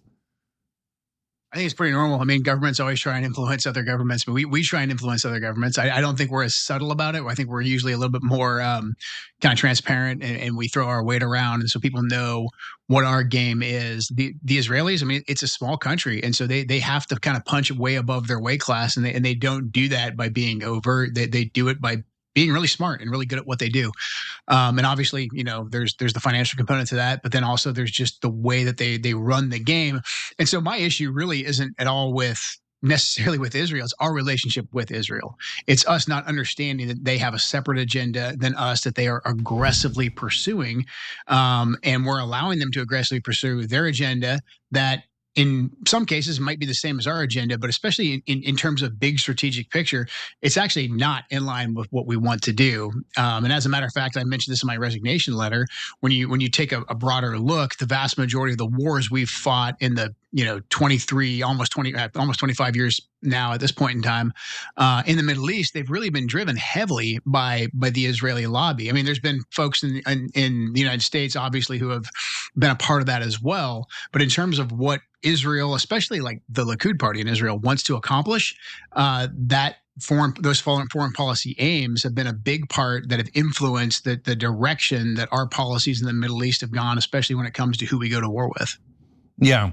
So look, Washington's a funny place because if you say big pharma has enormous influence over politicians, people will generally agree. Of course, big pharma didn't give all that money to not influence the politicians, and that's why we can't negotiate drug prices. If you say about big oil, well, they're getting $35 billion in subsidies every year for reasons no one can explain, other than the money that they give to politicians, right? And everybody accepts that and thinks it's logical. When you get to Israel, they go, no, you're anti-Semitic. Wait, so Israel's the one lobby that is feckless and useless? They give hundreds of millions of dollars, but they're so unsavvy, they don't affect any politicians or anyone in intelligence or anyone in our government. That seems preposterous. Yeah, they should take some more credit because they're really good at what they do. Yeah. But you're right. I mean, because that's what you hear. You automatically hear anti-Semitic. And I think for a very long time, I mean, a lot of people were like, I don't want to be called that. It's like being called racist or whatever. So people don't want to be called that. They freak out and they automatically move away from it. I think that taboo, whatever you want to call it, is kind of breaking because it's just been so overplayed at this point. I think we're finally in a place where almost both sides are saying like, okay, yeah, fine, but I'm not talking about their religion. I like to point out that I very rarely even say like, the fact that they're Jewish doesn't really make any difference to me. Like I'm a Christian. It's a big part of my life. It's a big part of who I am. I would have the same view on the Israelis if they were all Christians. If the Christian minority there took over and they won the next election somehow and they converted everybody somehow, I'd be happy for them as a fellow Christian, but I still wouldn't think that their country should drive my country's foreign policy. But yet we're in this situation. And so they've used that tactic, but I really feel like its effectiveness is wearing out. And the only thing that gives me some hope in this bad situation that we're in is I do think this is going to help both sides, both the side that I come from, the right, the MAGA side, and then even probably some normal Republicans and Democrats out there, but then also the progressive wing, who's been, I think, on top of this issue to a certain extent as well. It's going to help us find some common ground, especially with younger voters in the future. Yeah, 100%. So now, look, I agree with you completely. I understand their actions. Game recognizes game, okay? And so, and I understand that almost any other country would do it if they could do it. Like if you went to the Indonesians and were like, would you like to control the largest country in the world and have them give you hundreds of billions of dollars and go to war with anyone you like at no cost to you? My guess is they would go, oh, yeah, okay. And look, my family's originally from Turkey. If you let the Turks do it, would they do it? Of course they'd do it. Of course they would. Right. You're right. Like Turkey's done false flags in Syria. They tried to bribe Eric Adams in like the most comical, incompetent way you could imagine. So that's why like I've got massive issues with Israel, but that's not the point of this. The point of this is our guys. So when I turn to that, I think now, in the intelligence community, they're giving us intelligence and they're really good at intelligence, but somehow they just seem to be consistently passing us faulty intelligence that winds up helping them and oftentimes hurting us. So I can't believe that the entire intelligence community in America is sorry, but that dumb that they would be like, oh, golly gee, here comes the Israelis with another gift. I can't wait to use this pager, right? So what's going on here? Why are we listening to them when we know they're a different country? They have different objectives and they often pass us faulty intelligence. So why on God's green earth would we believe their intelligence? You know, I think a lot of times when it goes from intelligence agency to intelligence agency, when it's a formal engagement with the Mossad and the CIA or one their defense intelligence service and our guys and gals in the uniform, there's procedures that we follow and there's ways we caveat the reports. And actually, I think that system, it's not perfect. And every now and again, bad intelligence gets passed. We miss things. But the Israelis, because of their access, and this is largely what I saw over the course of the last year, because of their access, the Israelis are able to basically do a shortcut and do an in run around the normal intelligence process. My cat's photobombing us here. And they're able to basically use official engagements and unofficial engagements with key leaders to basically say, hey, here's some key information. It's not necessarily in intelligence channels yet, and maybe it'll catch up later on, but by the time it hits intelligence channels or doesn't hit intelligence channels, it's a moot point because it's already gotten to policymakers. And a big problem I think that we've had with the intelligence community lying about things like Russiagate, COVID origins, et cetera, is that the intelligence community has lost a good deal of credibility. So when we're having a debate and we actually have all 18 intelligence agencies in the US government in line saying the Iranians are not actually developing a nuclear weapon, none of us agree. All of us agree that that is not happening. The Israelis are able to plant that seed through official engagements, unofficial engagements with key elected officials and key appointed officials. That basically, the intelligence community has already kind of besmirched its name in a way.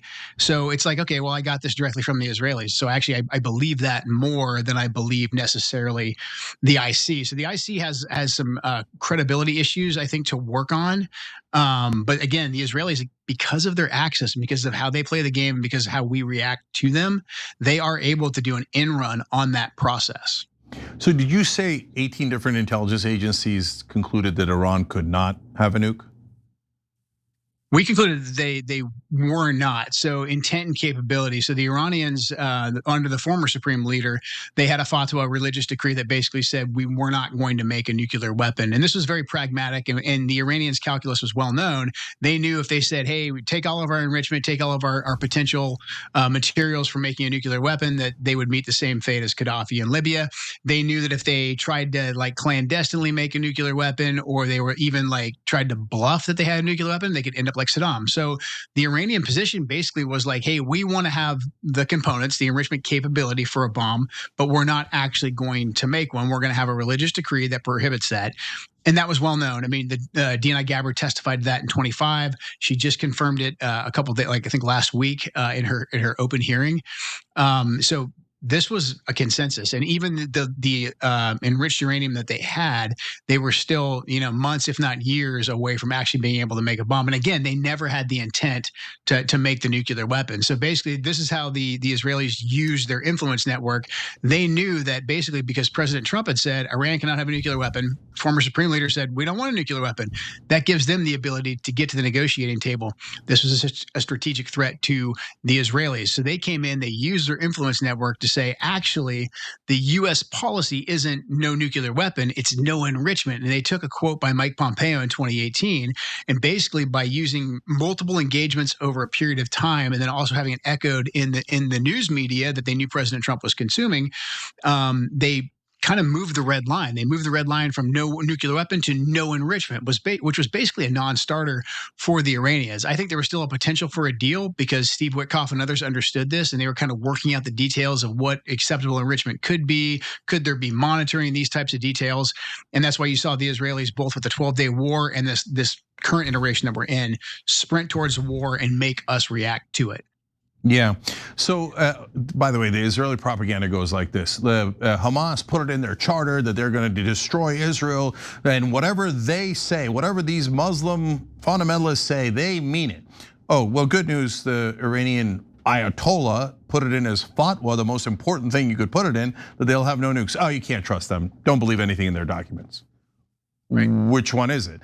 Okay, so that's clear. but I want to go on to something that's more challenging. Look, Joe, as I look at this, I think it's hard to believe that everyone in the government is saying, like the threat is not imminent, and their intelligence is crap, and they're trying to deceive us. But somehow the only thing that gets to Trump is the Israelis are gods, they're awesome, and we should do everything they say. So, like, why doesn't the head of the CIA, why doesn't the head of DNI, why doesn't anybody go to the president and go, sir, I don't know if you know this, but the Israelis lie to us all the time, and that you shouldn't just take their word for it. Is there no patriots left in the CIA or anywhere in our intelligence? I think especially in terms of how this last iteration, post Midnight Hammer up till when this war started, the decisions around Iran were made by a very, very, very small group, and dissenting voices were pushed out from those decisions that were made. In the lead up to the 12-day war and Midnight Hammer, there was a really robust debate that took place throughout the course of about a month, probably even more than that, where we kind of looked at all options. How do we prevent this? And so then the battle lines were kind of drawn internally of who supported this, who was incredibly skeptical of the Israelis, who was, very sympathetic to the Israelis. And then once Midnight Hammer happened, those discussions got narrower and narrower, and the dissenting voices, the skeptics, were really kept from being able to voice their concerns to the president, which I think did a disservice to the president, because the president wasn't getting a broad swath of opinions, and especially courses of action on like how bad things could get if we continue to escalate and if we let the Israelis take the driver's seat. So look, Joe, you resigned and you did something very, very difficult, and you're being viciously attacked for it. So in that sense, I trust you, and you've proven that you are a patriot. I'm going to go much further than you. I don't know that there is a single other patriot in the CIA. I mean, so like you were a paramilitary officer in the CIA. I don't know that they even care about America. So I know that's super harsh, but whenever we need them, they're nowhere to be found. They're hiding in a bunker, scared of the Israelis. Even if they're Americans, which I'm skeptical of. I'm not saying all of the CIA is Israelis or foreign agents, but I'm saying some of them at the top might be, because what, you couldn't find a way to object to the Iraq war when you knew that we had faulty intelligence? You couldn't find a way to object to the Iran war? Are there assets of foreign governments in the CIA, let alone the fact that I don't know, like, are there even any Americans in the CIA? Look, there's still a lot of good patriots in the entire intelligence community. I just think the people at the very top levels, not necessarily even of the agencies, because a lot of the agencies, they're kind of minding the day-to-day business. If the senior leaders in our government aren't going to listen to all of the intelligence and aren't going to have a skeptical eye and kind of do their own due diligence and always ask themselves what's in America's best interest, we're going to continue to end up in situations like this. I think there are people that are still trying to do the right thing. They're trying to work from the inside. I found it very relieving to come out and to do what I'm doing, but I understand why a lot of people are uncomfortable with it. I understand why they're attacking me. That's fine. But look, like you said, I mean, the intelligence that led up to the Iraq war and all these different disasters that we've been a part of, I think we need more people, especially from my generation of guys who, have fought and bled for this country repeatedly. We need to start saying, no, we're going to push back on these narratives that have done so much damage to our nation. Yeah, I mean, I'm told by the same echo chamber that you talk about, and we're going to move on to them next. But last thing here, I'm told by that echo chamber that it's anti-Semitic and crazy and conspiratorial to think that there might be assets of a foreign government inside our country.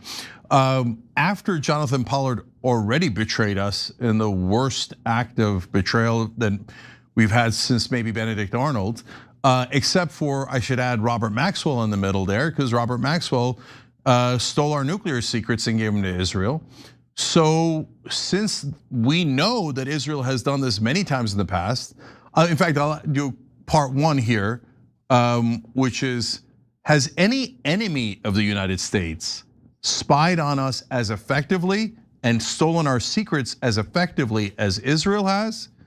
And why on God's green earth would we not worry about Israeli assets in our government, just like they've done before today? That there might be Israeli assets in our government as we speak, maybe even all over our government. You know, the interesting thing is that I think most people who are kind of doing the bidding of Israel consistently, they probably don't even view it that they're doing what Jonathan Pollard did, or they're spying on our country, or they're an agent, or any of those types of things. I think they've just become so the idea that the Israelis have the same objectives as we do, and that the Israelis are doing us a great service by kind of like being our battleship in the Middle East. I think most of them just don't even realize what they're doing. I mean, because if you kind of grow up deeply steeped in the culture that we're in, especially working a lot in the Middle East and in the war on terror, like you kind of think, hey, the Israelis are our friends, and the Israelis take advantage of this. They really do. I'm sure they have more Jonathan Pollards. That wouldn't surprise me at all. But I think the people that are actually more effective than the Pollards, because the Pollards, you know, it's one guy, and you have to get them to actually steal the secrets. But in terms of just their ability to influence, because of the access that we've given them, and the lack of frank conversations that we have prevented ourselves from having about what the Israeli strategic goals are and how they are vastly different than our own. That's kind of created the amount of influence that they have, which to me, if I had to choose between having a couple really well-placed spies that were giving me clandestine information or having a vast influence network, I'll take the vast influence network any day. And the Israelis have done a very, very effective job of spreading that throughout our government. Yeah, so, well, along those lines of the assets that are on the less powerful side, which is actually the workers inside our government, although from time to time they do massive damage. So along those lines, in your experience, let's say that Pollard and Maxwell are, you know, in the past, oh my God, the Israelis would never spy on anyone again. Has that been your experience, that when you were in intelligence, everybody was like, oh, the Israelis have never been dishonest with us, where they're always just so giving and have been so honest every time we've interacted with them? Is that the experience of intelligence in America? No, this is where their influence network is very effective at bypassing the intelligence community, because a lot of guys you get that have ground level experience of working with the Israelis, they'll basically say what I say behind closed doors. They'll be like, hey man, the Israelis are pretty good at what they do, but they're always running game on us, and they have an objective. They use us as force multipliers. And I think initially when you're first exposed to them, like maybe Mossad will whiz bang you on how they killed Mugdania or something like that. You're like, wow, these guys are pretty good. But most experienced folks, and I had a mentor of mine years ago when I didn't know as much about the world, say to me, you got to watch these guys. They're always running game. They always have an agenda. They sound great, and so you're to put your guard down, but you got to have your guard up around them. And I think that's fairly well known by most professionals in the intelligence community, especially if you work a lot in the Middle East. But again, this is where they run the game. I mean, they can insert what they want to insert into the intelligence channels if they know it's actually good intelligence. But then when they come to drive their agenda, they do it through their influence agents. They do it through their direct access by having basically both sides of the aisle on speed dial, and both sides of the aisle have their guy or their person that they're used to working with. And that's how they can short circuit the low level skeptics that might be in the actual intelligence community itself. So in your experience, do other governments just view us, if they're allies, as like buddies and friends, or are they looking to get something for their own government from our government?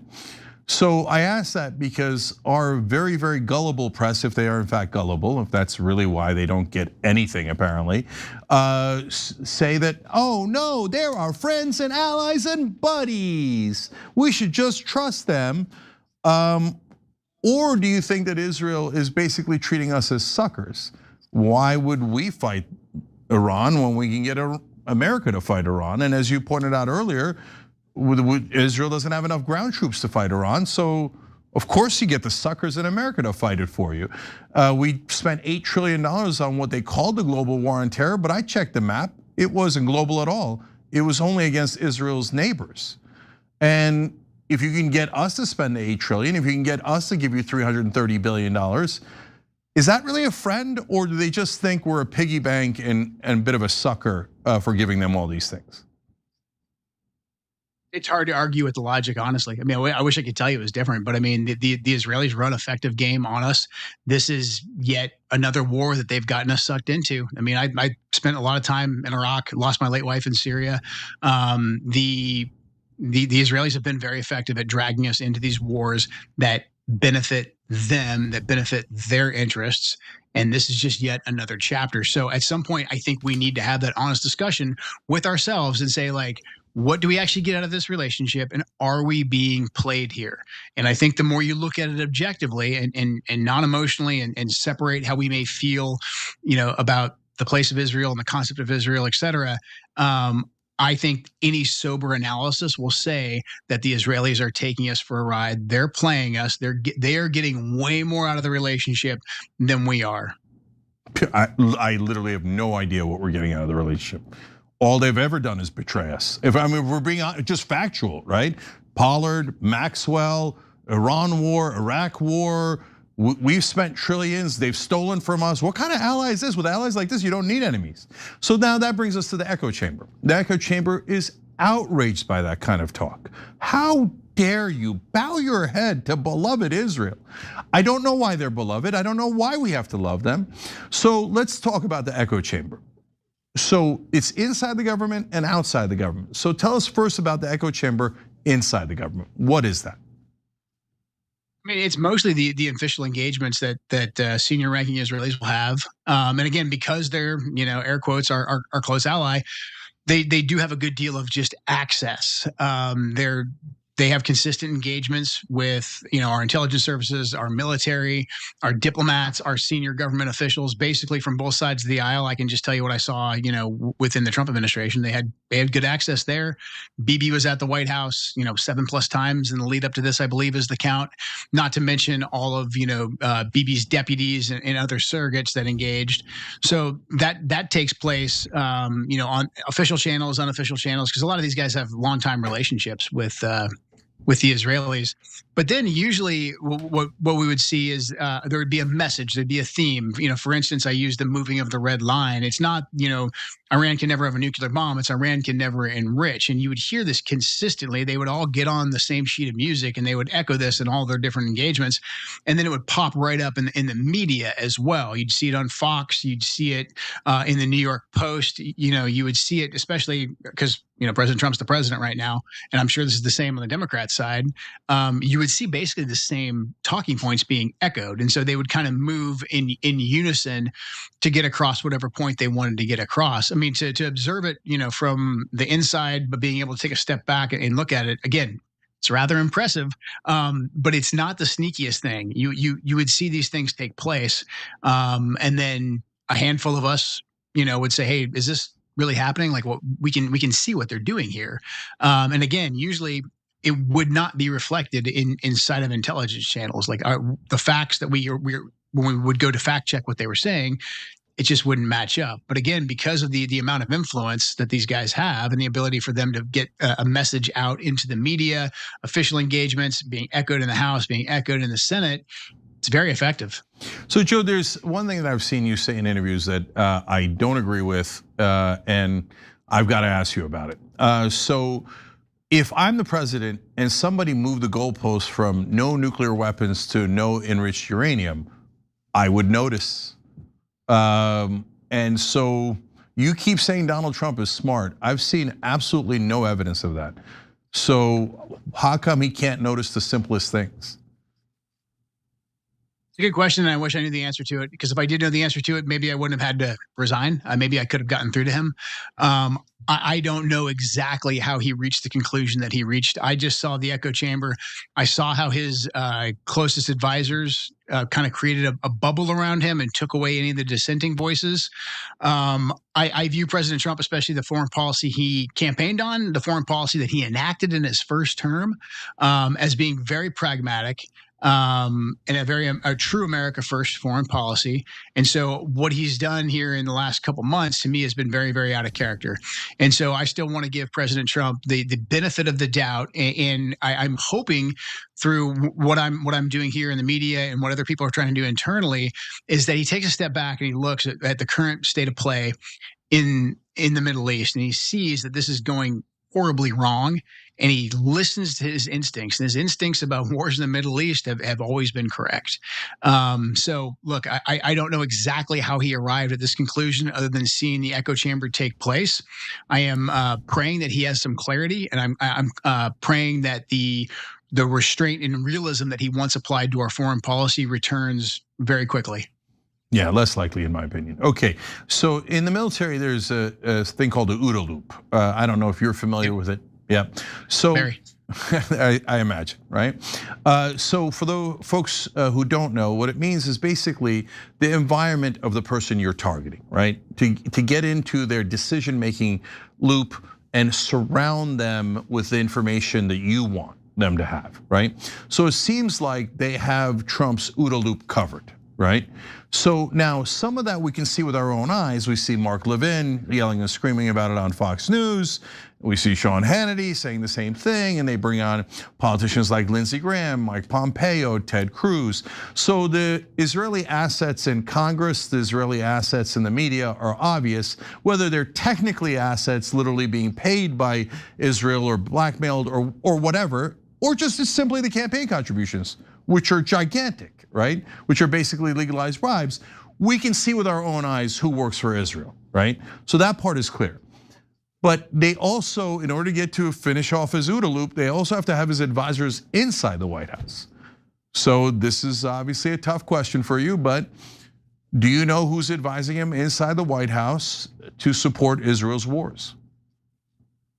In terms of directly supporting Israel, like I don't know. I wasn't primary cabinet, so I just didn't have that level of access. So anything I'd say about this person or that person would be pure speculation. I just saw the outcome of it, and again, like I think the most important thing that I can do by kind of bringing all this to the public's attention is hopefully let President Trump know that people are noticing this. People notice this, especially folks in his base, and for him again to step back and to say, how do I get out of this situation, and to stop listening to whoever those advisors are that have gotten him into this predicament that he's in right now, that he has all of us in, actually. Yeah, so look, just real quick for me, Marco Rubio is taking an enormous amount of money from Israel, both directly and through his super PACs. Hegseth wrote weirdly in his book about how the IDF should be in the streets of America, a mental position. I don't even understand what that means.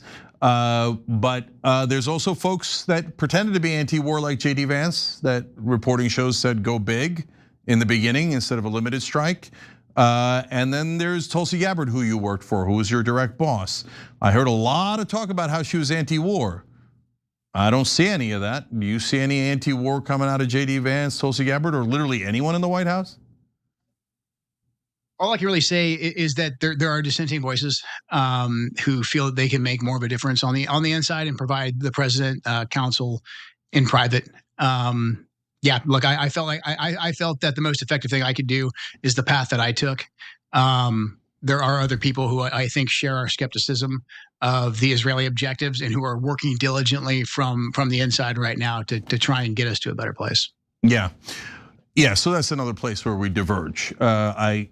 If they have these dissenting voices and they're airing them out, well, then they're incredibly ineffective.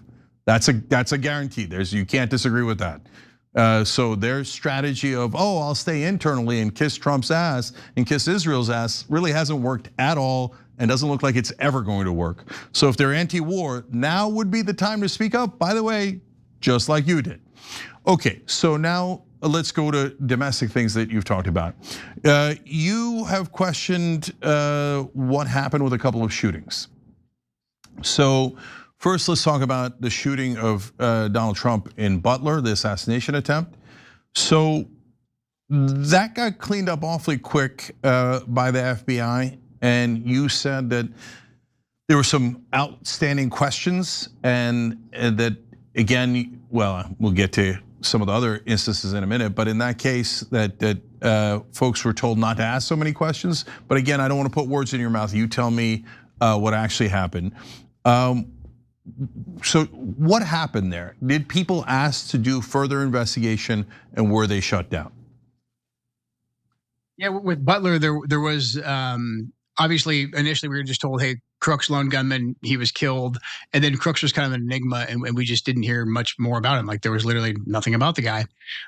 2 days prior to Crooks taking the shot in Butler, there was a guy named Asif Merchant who was hired by the Iranians to come here and assassinate President Trump in retaliation for killing Qasem Soleimani, which is well known. The Iranians made that very public, that they felt like because Trump killed Soleimani that he was free game. When Merchant came over here, obviously our guy, the FBI, was all over him. They put this is all in the public court release after that. Now that Merchant has been taken away to jail and found guilty, the FBI had a confidential human source that was, befriended Merchant, not the smartest guy, and basically volunteered to, plan a sniper attack against the president. They arrest him 2 days later. A sniper almost kills President Trump in Butler. My basic question was, hey, had we done our due diligence to make sure that there was no linkage between the two events? Because Crooks was kind of an enigma initially. There just wasn't a lot to go on there. We were told, hey, we looked, but nothing here. Fast forward a couple months, and Tucker Carlson's investigative journalist finds a lot of online presence from Thomas Crooks, digs up a lot more than it appears the FBI dug up. And so I wanted to go back and make sure that we checked all that through intelligence channels and really researched into what we had learned through Tucker's investigative journalism about Crooks's online persona. Again, just to check to see if there was foreign ties and to check to see if there's any linkage between the Merchant plot, because maybe we didn't wrap all of it up, and what took place there in Butler. The FBI did not tolerate this at all. They basically said, hey, there's nothing else to see here, and stopped us from investigating any of those potentials, to my knowledge. See, that is incredibly strange, because Merchant is theoretically working with the Iranians. That would help the talking point about, oh my God, the Iranians tried to murder the president. You got to strike back. In fact, we know from reporting now that Netanyahu used that in his closing argument for the war to Trump. Oh my God, they tried to kill you. You got to strike back and kill them. So why wouldn't we want to investigate further if he's connected to Iran? And every once in a while, people will throw that out there. By the way, just Joe, my sense of it from having read what I read that's public is that I'd be surprised if he was connected to Iran. It sounds like you're saying that he definitely was, but they say that someone reached out to him from the Iranian Revolutionary Guard. But as you pointed out, Merchant is not close to the brightest bulb there is. How do we know it was the Iranian Revolutionary Guard that reached out to him? Or is that what they wanted to make sure you didn't investigate? I don't know. Everything I read, Merchant was linked to the Iranians. From everything I read, and again, like you said, that was kind of my theory. Was that, or not my theory, but my argument was, hey, let's make sure that this wasn't a broader Iranian plot. Why wouldn't we look into everything? And then we were stopped. That is intensely strange. From an administration that is obviously opposed to Iran, so opposed we went to war. Iran tries to take a shot at the president. That guy is arrested a day later that somebody does take a shot at the president, and they say, don't look at the link. And then our media, the echo chamber, says that's not strange. No, that is strange. That's intensely strange. So do we know all we need to know about Thomas Crooks and the shooting in Butler? Has all that information been released to the public? Or is our government weirdly also siloing that? I mean, to my knowledge, Tucker found more than our government did. And once Tucker found that, we weren't able to follow up on that through official channels and to do a proper investigation. That's my issue with what happened with Butler and with Crooks. At first, it was like, hey, this guy is basically an enigma. Like he doesn't have much of a persona. No one knows much about him. That's odd, but okay. But then when an investigative journalist actually digs up, this guy had a pretty active online profile. There's a lot we can do with people who are active online. There's obviously a lot of ties we can run down. It's a great pool for leads for any investigation.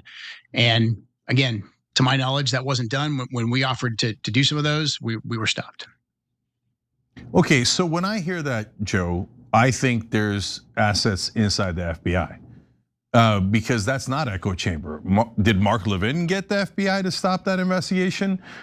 And it's about Iran, so it makes no sense at all. If it was about Israel, then I'd say, okay, maybe echo chamber, maybe this or what. But like, what's going on here? Why the hell would the FBI stop that investigation, especially if it's about Iran? I had the exact same question, and I don't have a good answer.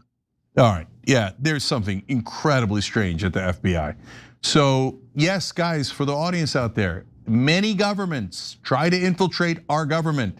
That happens all the time. But our press says, no, none of them ever worked, ever. And if it's an ally, they would never. If the Canadians infiltrated us and stole our nuclear weapons, our nuclear secrets, I'd be deeply skeptical of the Canadians. But anyways, okay, now let's go to Tyler Robinson. Recently, you went as far as saying that you might even testify at his trial if the defense calls you. So tell us why you're also skeptical about that case, if you're skeptical.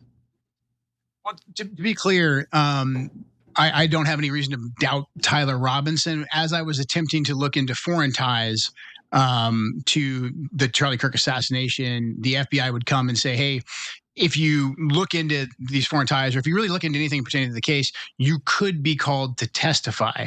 And so I always said, okay, like I want to complete the investigation. And if that means that I could be called to testify, then that's fine. I want to make sure the investigation is done properly. So there were some headlines that my words were taken out of context. And a lot of times the FBI, in order to get you to back off of something, they would say, hey, you guys don't want to be subpoenaed by the defense. And to me, that never really, I understood what they were trying to do, but it was never meaningful to me, because I said, hey, I want to do a complete investigation. If somebody wants to subpoena me later to check in on my work or to see what I found, that's fine. I think that's just, we should be open to that. My issue with the Charlie Kirk investigation is that, look, there's Tyler Robinson. His fingerprints are on the gun. It appears that there's a solid case against him. However, there was people posting online before Charlie was even killed that Charlie was going to be killed that day at that location. So there's obviously people who had prior knowledge.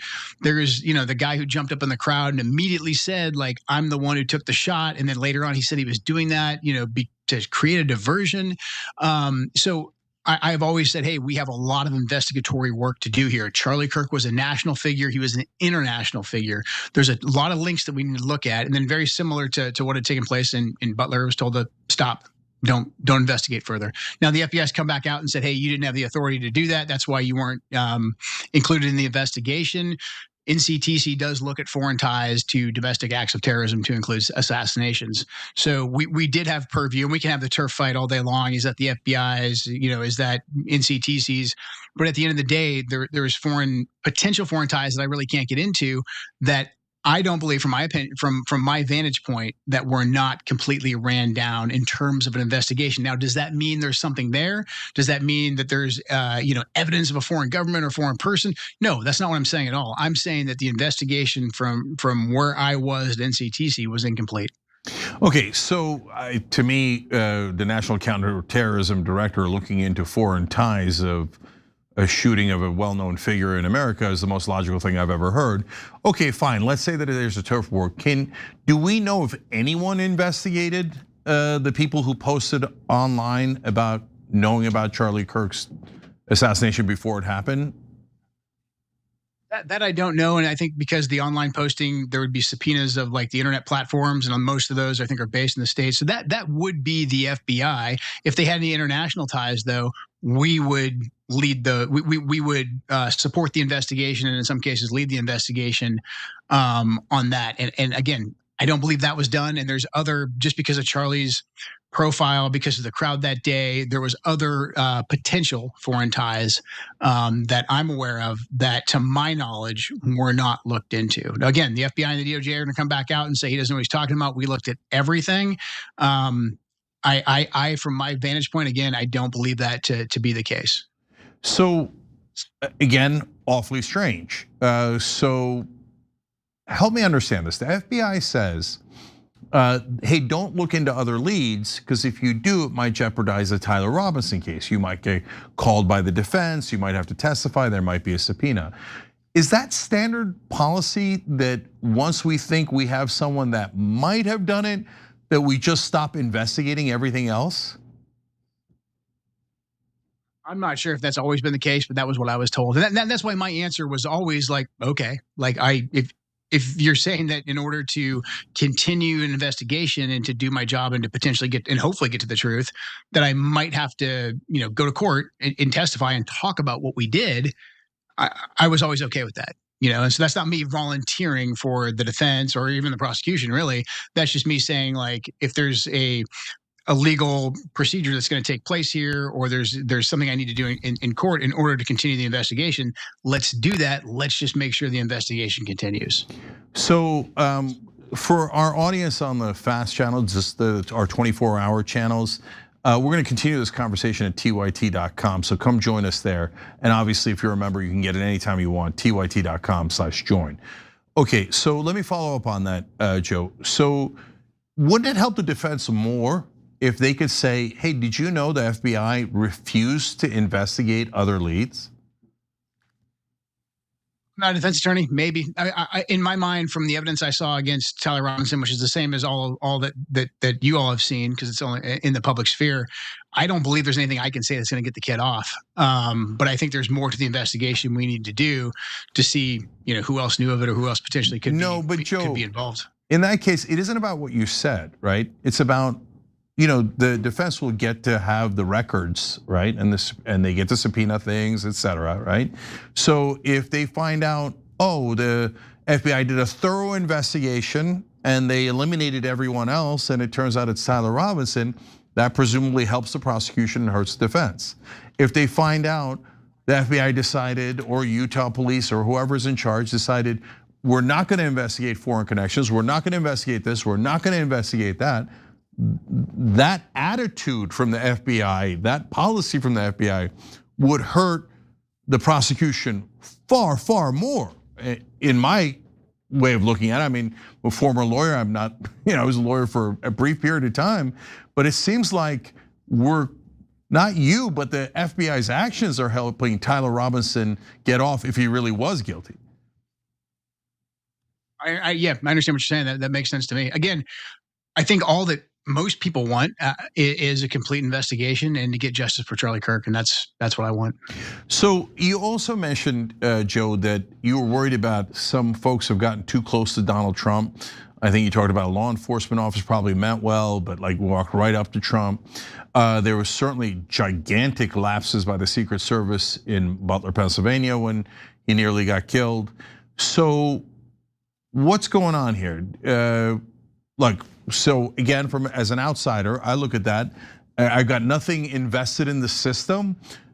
So I think, well, maybe the Secret Service is, falling apart at the seams, incompetent, or they're rusty, and those are terrible mistakes, and they really got to tighten up and get better. Or is there some asset inside the Secret Service that we have to be concerned about? There's been multiple breaches of the president's, security perimeter. Like we saw, there was 2 different assassination attempts. There was the escalator stoppage at the UN. There was the Code Pink protesters who basically somehow got a table right next to the president and his staff. There was the police officer who came up, armed and shook the president's hand. So I think all of those things, the assassination attempts, when Charlie was killed, like in the midst of the debate about whether or not we're going to go to war with Iran, all of those could put a lot of, like, even if they're not linked, they could put a lot of pressure on the president potentially, in my opinion. Okay, so now we've established that many different governments do try to, of course, infiltrate our government, which makes sense. That's what intelligence does in a lot of ways. Some are enemies, some are allies, and certainly the ally of Israel has done it many, many times to disastrous effect. So people in the echo chamber can deny that, but they would literally be lying in that case. So then, of course, Joe, the question becomes, how do we know how infiltrated we are? How do we know who's at the FBI, who's at the CIA, who's at the Secret Service? Is there any way of knowing?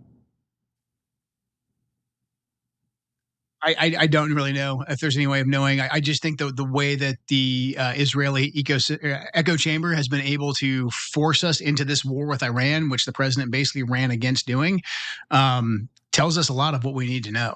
That it's much deeper than at least me in my mind. Maybe I was looking at it too simplistically before.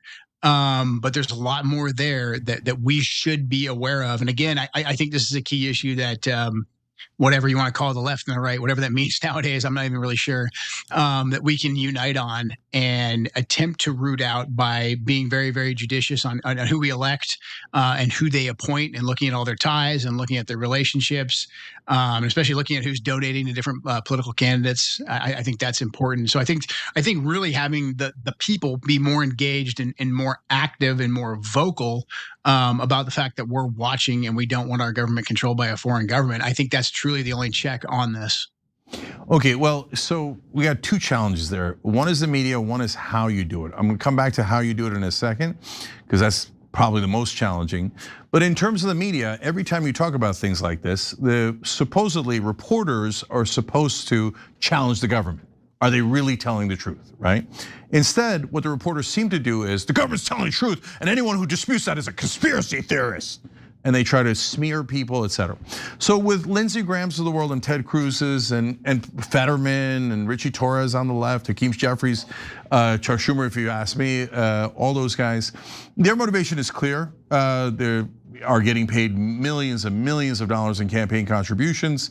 Our press again goes, they claim that they're super stupid and think that millions of dollars don't affect politicians, that the politicians are like the most honorable people in the country, and that's why they take millions and stuff it into their mouths and pockets, and doesn't affect them. They just coincidentally happen to love Israel, right?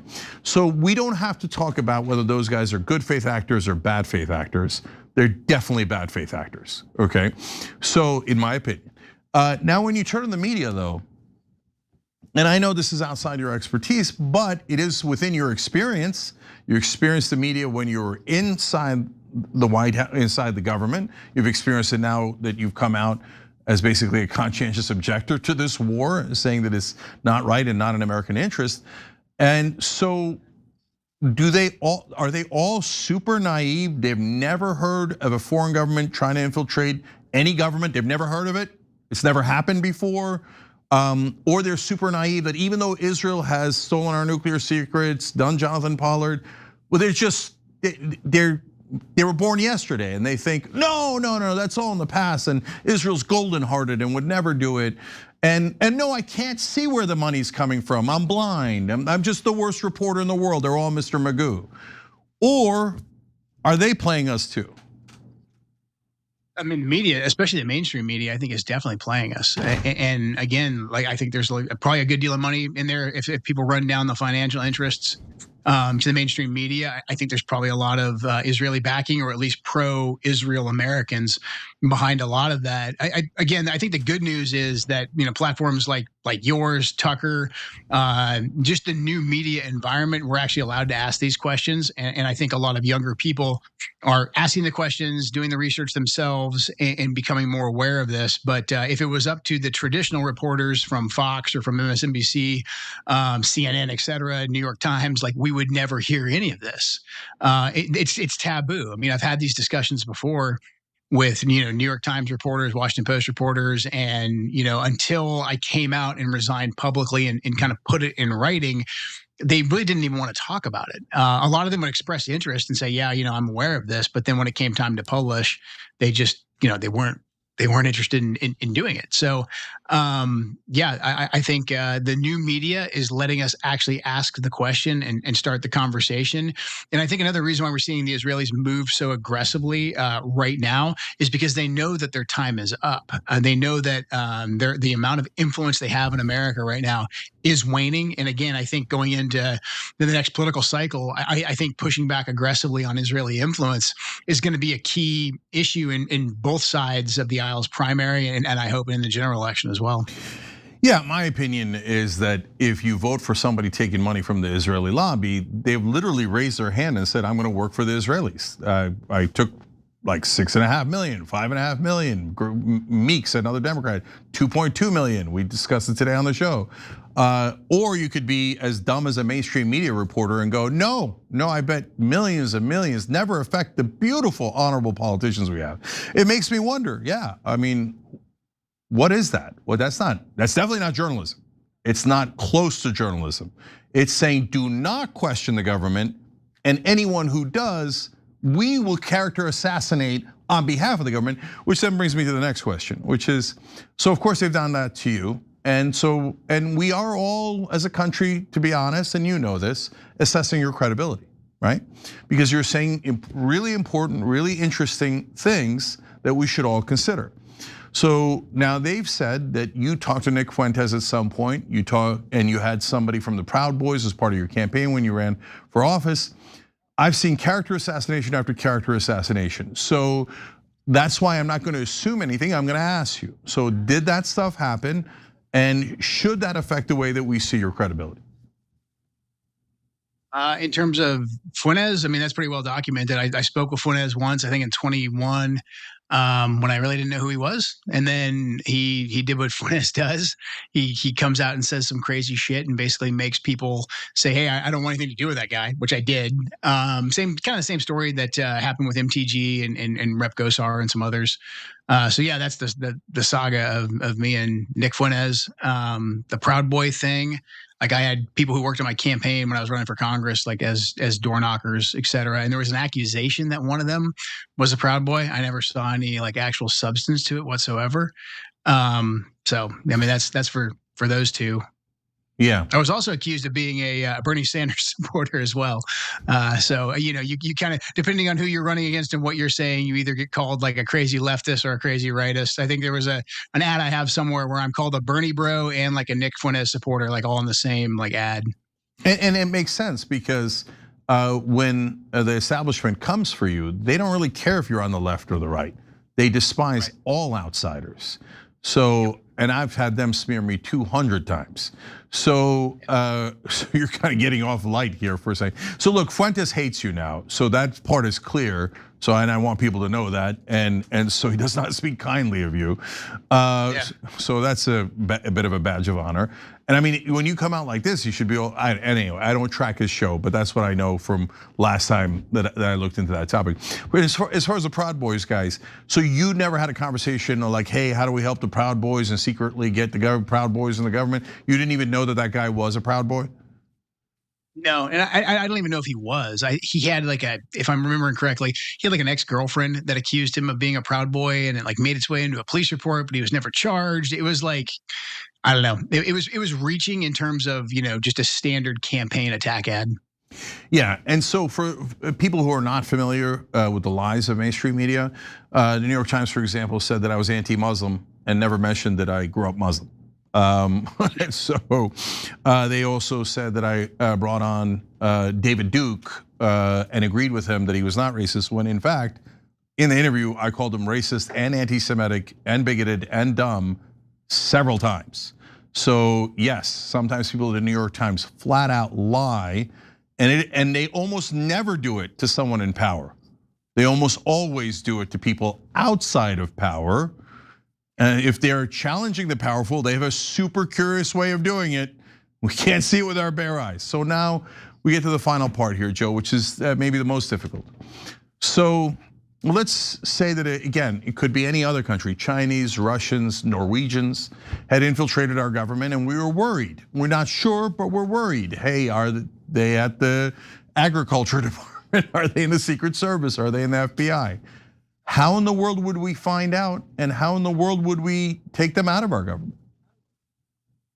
I think pattern recognition, honestly. I mean, maybe I'm just speaking from my own personal experience. What worked for me, pattern recognition. If we just see consistently that our government is acting on behest of whoever, and it benefits them, that country more than it benefits our own country, especially in something where the stakes are as high as war and peace, then I think we just have to be honest with ourselves. And like, look, for me, a guy who fought in the GWAT extensively, if you would have told me 20 years ago that, hey, you're in Iraq right now heavily because of the Israeli lobby, I would have said, no, I don't think so. I think we thought there was weapons of mass destruction here or something. But again, when you look at it on a broader timeline, you look at who has benefited from it, you come to an inevitable conclusion. I think there's a preponderance of data that supports what we're talking about here, that Israel has undue influence on our foreign policy, on who we go to war with in the Middle East. And again, rooting it out, I think it's transparency is the best sunlight. And then I think we need more people from the inside to come out and speak out. And I don't expect everyone to do what I did, but there are other ways to come out and speak out. And just to say that we're not going to go along with this, and to be skeptical of the amount of influence that Israel has, or the agendas that they're trying to push. But again, having, I think, new media really highlight a lot of this, and then have people be engaged as we go into the election season, to say, I'm not going to support candidates who are taking money from Israel. And as a matter of fact, a litmus test. And again, this is where I'm hopeful that there's going to be some kind of unity on the left and right, especially when you talk about the executive branch, because at the end of the day, I think a lot of times presidents get frustrated with how little power they have to affect things domestically, and they focus on foreign policy. So honestly, I'm moving personally towards a place where I could kind of care less about a lot of the president's other policies, but I really want to hear about their foreign policy and how they're influenced by foreign countries, and whether or not they're going to be susceptible to marching us off to another regime change war. I think that's going to be critical. We've got to get people engaged. And I think because of what's taken place here in the last year, but then there's just the preponderance of new media and attention that's being called to the Israeli influence, I think we're moving to a place where they're not going to be able to simply outshout us by calling us anti-Semites, or just run nonstop Fox News, MSNBC coverage to snuff us out. I think this issue is going to have to be dealt with by both political parties, and I don't think the status quo is going to hold. Yeah, so look, last thing here in terms of how to do it, right? So look, in the media, it's clear who supports Israel above all. It's not even close. We know exactly who they are, and there's nothing to do there. It's a free country. They could say anything they like. They could keep telling us forever and ever how we have to kneel to Israel, otherwise we're all hate Jews, or whatever insane thing that they've come up with, and they could just try to browbeat us and fire us and all that stuff. But at least they're outside the government, and we see them, and they're allowed to say whatever they want. They're Americans, right? We think. But still, they're allowed whether they're Americans or not. Inside the government is a different question, right? We cannot allow people inside our government to represent any other foreign country. That is deeply problematic, and anyone can tell that, unless, of course, they're a mainstream media reporter, in which case they can't tell anything. But if we elect someone else that also has their top lifetime donor being AIPAC, which has been the case for many, many presidents, Biden, Trump, and I didn't do the math on Clinton and the rest, but they have all taken tremendous money from the Israeli lobby, right? Okay, so those guys you can't trust, period, that's obvious. And by the way, guys, again, it doesn't really have anything to do, definitely has absolutely nothing to do with religion, but also really irrespective of the government, right? If the Bulgarians had an incredible PAC that gave hundreds of millions of dollars to our politicians, and then somebody took tons of money from the Bulgarian PAC, I'd be concerned that they were gonna serve Bulgaria. It's the most obvious logical thing in the world. Okay, so then, Joe, we assume that there's going to, let's say we finally elect an honest, clean president that's actually an American and wants to represent Americans. What would he do? So like, as I imagine it, but I'm a layman and I'm on the outside, right? So the Secret Service, you mentioned we're a little worried about their lapses. Do we know that there's anyone who's doing anything wrong in the Secret Service? I don't know, you said you don't know, right? But couldn't you find out? Like, couldn't you ask, hey, what happened in Butler, Pennsylvania? And maybe they're gonna have an answer for you, Joe, that says, oh no, it was Bob and Susie and they went for a coffee break and it turns out they were having a relationship and that's why they blew it and we fired them, right? Okay, yeah, that makes sense. And I see, oh, Bobby and Susie were fired. Oh, they were the ones who screwed that up. Okay, good, logical explanation, right? Or, yeah, we just didn't check that building and that building happened to be the one without the cameras and had a clear line of sight, but whatever, dude, we didn't check it. Then I go, okay, I'm worried about that guy, right? So is that kind of how it would go?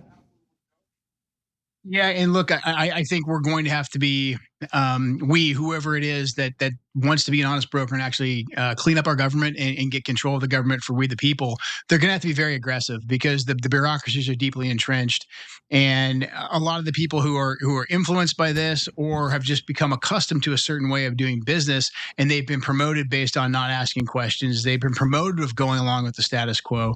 Those people need to aggressively be rooted out. And again, that's another core thing that President Trump ran on, was draining the swamp, taking out the deep state, and really going to battle with them.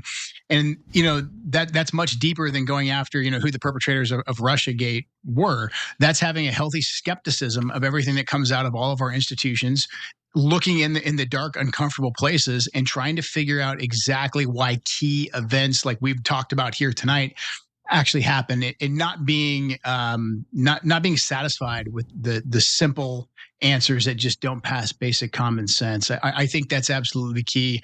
Otherwise, just the sheer volume of day-to-day grind in the government will just kind of beat you down, and that's kind of how the machine operates. And so you're going to have somebody who is willing to spend a significant amount of time and hire the right people and go in and aggressively pursue the truth. I mean, we can probably sit here for the rest of the night and list off all the things we think the government has been dishonest with, all the different ways that the government has abused its powers. And we need to start getting at least the truth out about a lot of those key events.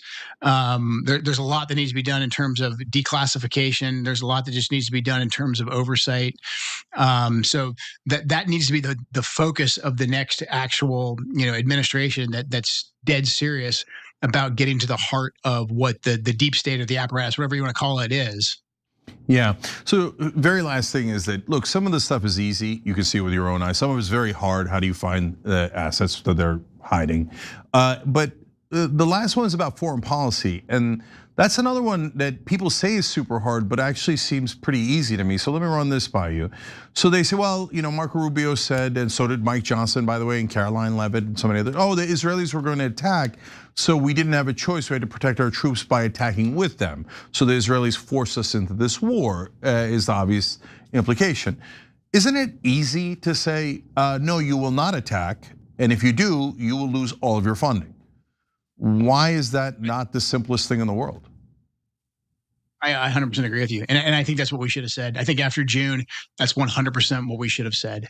We should have said, if you guys want us to continue to provide your defense, you will not go on the offensive unless we tell you to, because we are paying for it. That's this relationship. Any country that we're paying that much money to, I don't think we should be paying. I just think financially, I don't think our country is in a position where we should be paying any country that much money. But if we're going to, we need to be the benefactors. We're calling the shots. They then, at that point in time, when they're taking that much money from us and relying on us for their defense, they are our protectorate. They are our proxy. That's the way this works. If they don't like that relationship, then don't take the money. And so I think we very simply should have said to them, frankly, like, you just will not do these following actions, or you will lose support from us. But the Israelis know that basically there's not much that we're going to do to cut off the amount of money and resources that we give them. And they also know that, like, if they get attacked, then we have to defend them. They also know that if they go on the offense, that they can basically force our hand. And that's what's taken place here over the course of the last month. So, again, I agree with you 100%. That has to be the way that we reassert ourselves in this relationship. And kind of circling back to what we began with, if President Trump is going to get us out of the situation that we're in right now, step one, before any kind of negotiations, he has to restrain the Israelis. He has to say to them, you will not take any more offensive actions. I am working towards a negotiation. If you do, without our permission, it will change our relationship and you will lose support from us. I personally think, and I know we probably disagree here, I think President Trump has the type of personality where he could flip the table in a very Trumpian manner on the Israelis and reassert our dominance and take us on a whole new course that actually puts us in a much better place. That's what I'm praying for right now. And that's what has to happen if we're going to regain essentially our sovereignty and pull us back from the brink of this disaster we're tumbling towards in the Middle East.